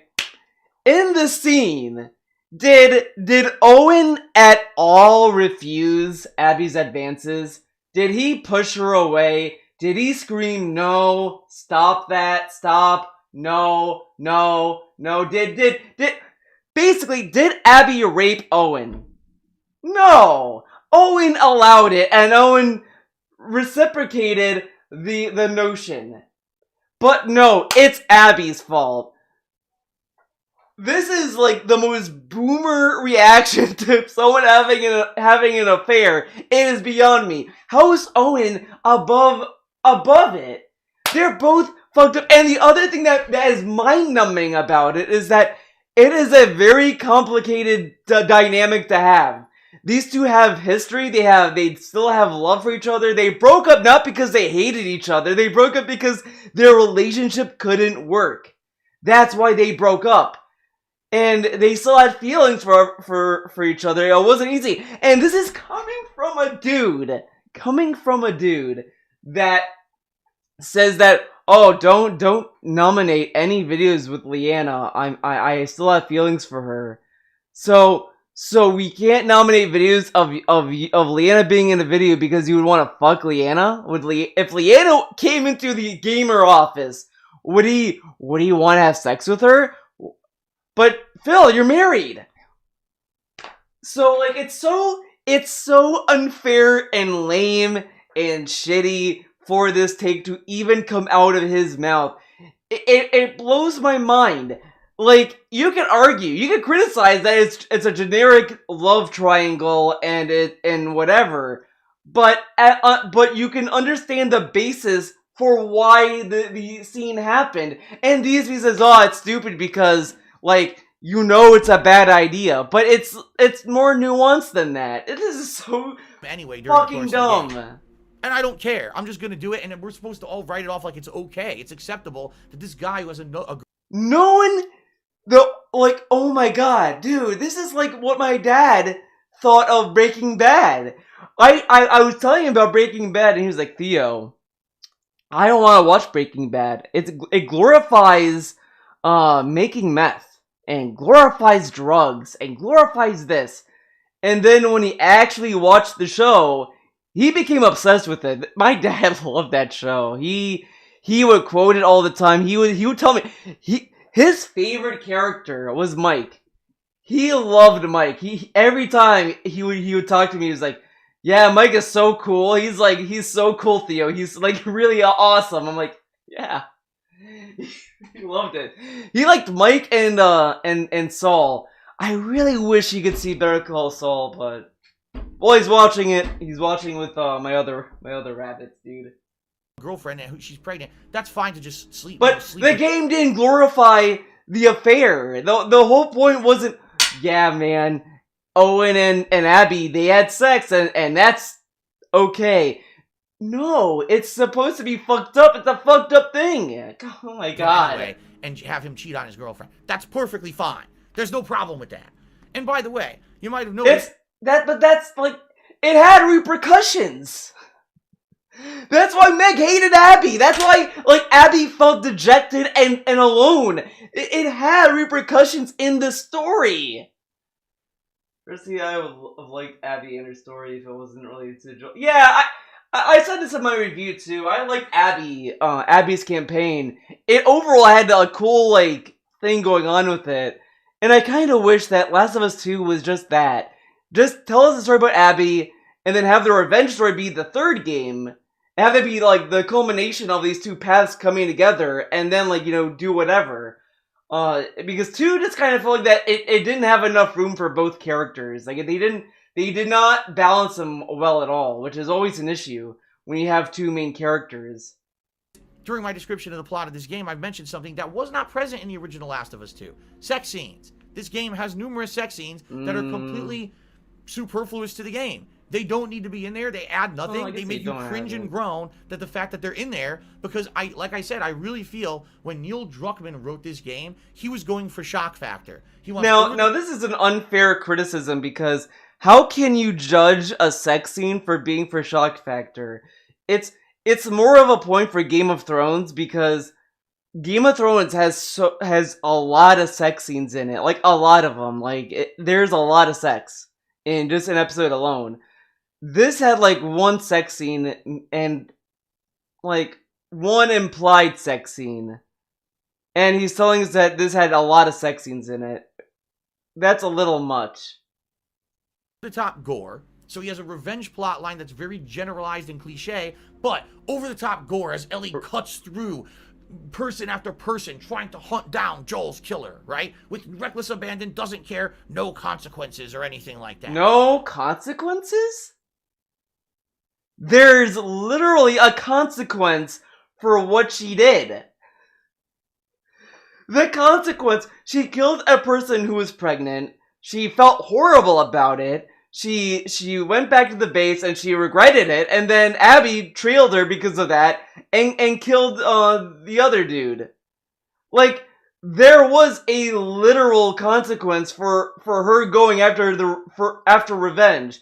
And then the other like semi-consequence was that she lost her girlfriend in the scheme of things. She lost her girlfriend by the end. She regretted because she was thinking about Joel at the end. I mean, whatever. These criticisms are so fucking dumb. Like, you can hate the game, and that's fine, but his criticisms are literally criticisms that make no sense. It's literally like Cyberpunk, to get a little bit ahead of this video. These are two games he went in ready to hate. He didn't give a fuck. And he was a little bit more harsh on Cyberpunk because it wasn't performing perfectly for him. But both games, he did not even want to give a fair chance. As much as he wants to tell you, the only fair chance he gave Last of Us 2 was the gameplay, which is like low-hanging fruit because, of course, the game would be fun. They made so many games. I don't think it's impossible for it.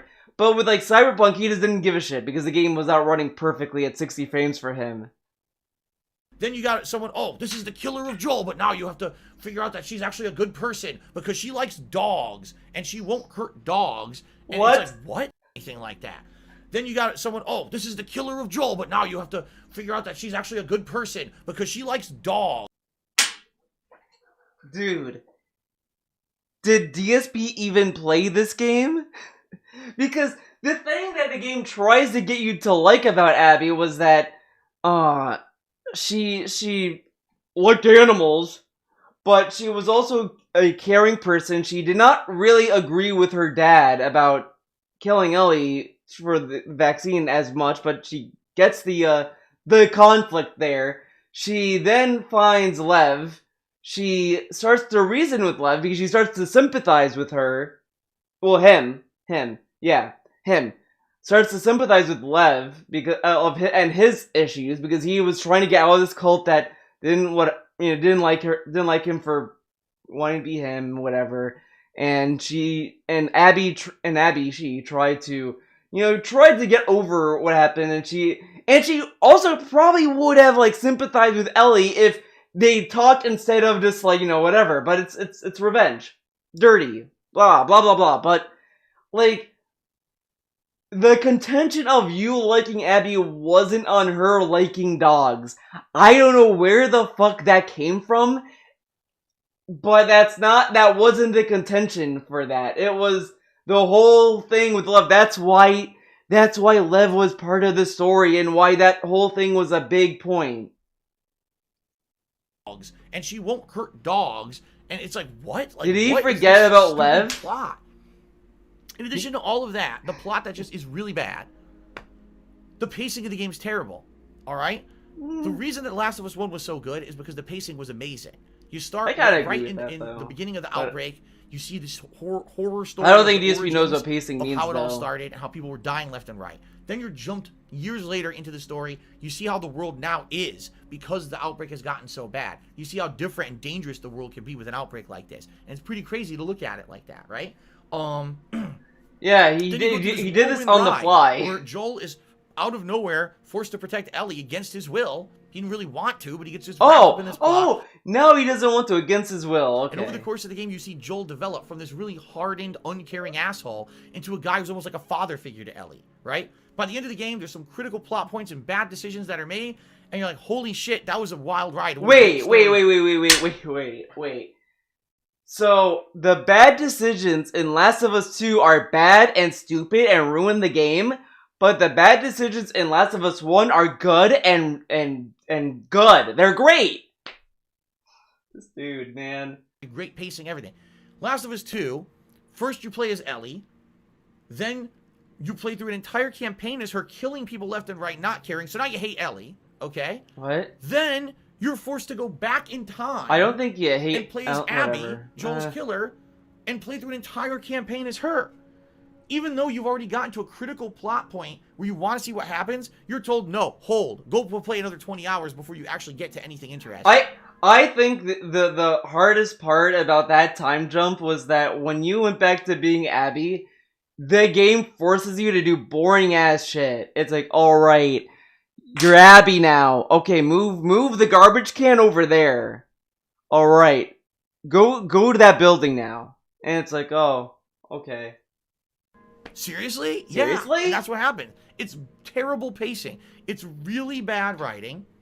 And it's just done incredibly poorly. I'm sorry, from a narrative perspective, in my opinion, the plot of The Last of Us 2 is fucking terrible. And that's what kills the game for me. Amazing gameplay elements, amazing accessibility, great world design, great graphics, and the worst fucking story I've seen in a game in like 5 to 10 years. Seriously, it's just so over-the-top, cliche, boring. And I hate to say it, so many people... Last of Us 1 was pretty cliche. Like, let's not pretend that it wasn't. Like it. It's because people like simple shit. Simple shit. Plotline. It's fucking so bad. This dude calls Last of Us 2 simple, but gets so many things wrong with it. It's badly done. You know what I mean? Like, because it's so easy to understand because she's killing because Joel died. Oh, big fucking deal. Give me something more complex than something so simple and so dumb. It makes me feel like an idiot playing this fucking game. And then by the end of the game, I hated myself. Because at the end of the game, there's incredibly gory scenes where the two girls are going at it, ripping each other apart, blood squirting everywhere. I don't want to do that. Dude. I don't want to... Dude, the fight between Abby and Ellie were not that graphic. I don't know what game he played. The most graphic thing in it is that Abby, like, bites Ellie's finger off. Whoa, man, so graphic. And I think it was it the index finger or the pinky? It was the guitar finger. I play a game. The reason I play a video game is to have fun and enjoy myself, not to torture myself with terrible situations and scenes and things that make me more stressed out and uncomfortable. I don't want to be more fucking stressed out and uncomfortable. I got enough fucking stress in my life. Maybe the people who made this game live on cloud 9. This is so stupid. They live in fucking mansions. Rolling with money. I just want to play. Apparently, only rich people can enjoy this game. What the fuck is this? Oh man, I'm so stressed out. Then why are you playing video games? Why? This dude loves From Software games, but hates this game because it's stressful. Get the fuck out of here. Where I can sit back and relax and not be fucking stressed out at terrible situations I'm being forced to live in, and that's what the whole fucking game was. Trash, garbage, stressful, gory bullshit. How is that? I hated the fucking. Dude, I'm sorry. Resident Evil 2 Remake was stressful for me. I'm replaying that game. Dude, literally the second I triggered Mr. X, I remember the stress. It all came, like, I beat the game as Leon, and I was like, okay, cool, I was Leon, sweet. Now I'm playing the game as Claire, and then this is like years later, and then like I trigger Mr. X, and then the second I trigger, I'm like, oh shit, I remember, like, it was all coming back to me. I was like, oh fuck, I'm gonna be fucking stressed out. I'm gonna have to go to a part of the police department, and I'm gonna be like, shit, Mr. Rex. Oh fuck. I need to get to that room, and I'm hearing him on the other side. But he loved Resident Evil 2 though, because apparently that's not stressful. This game, and it killed it for me. Now, and the stress is fun. All of that. I liked it. I liked that a lot. On top of all of that shit. Okay. The absolute worst part. I'm gonna give it to yeah, dude. Dude, if I ever get a gaming PC, I would mod the game to make it so that every time Mr. X shows up, that would play. Definitely. And the people who worked on the game did damn it, control. Guys. I gotta go. I gotta end it because I gotta shovel the driveway, guys. It was a fun stream. I will continue this. Don't you worry. I will continue this. This will continue. But again, thank you for the support. We'll come back to this. Love ya. Stay safe. See you when I see ya. Bye-bye. And yes, by the time I return to this, I will do the good games with it. So I'll make up for the lost time. So see you when I see ya. Bye-bye.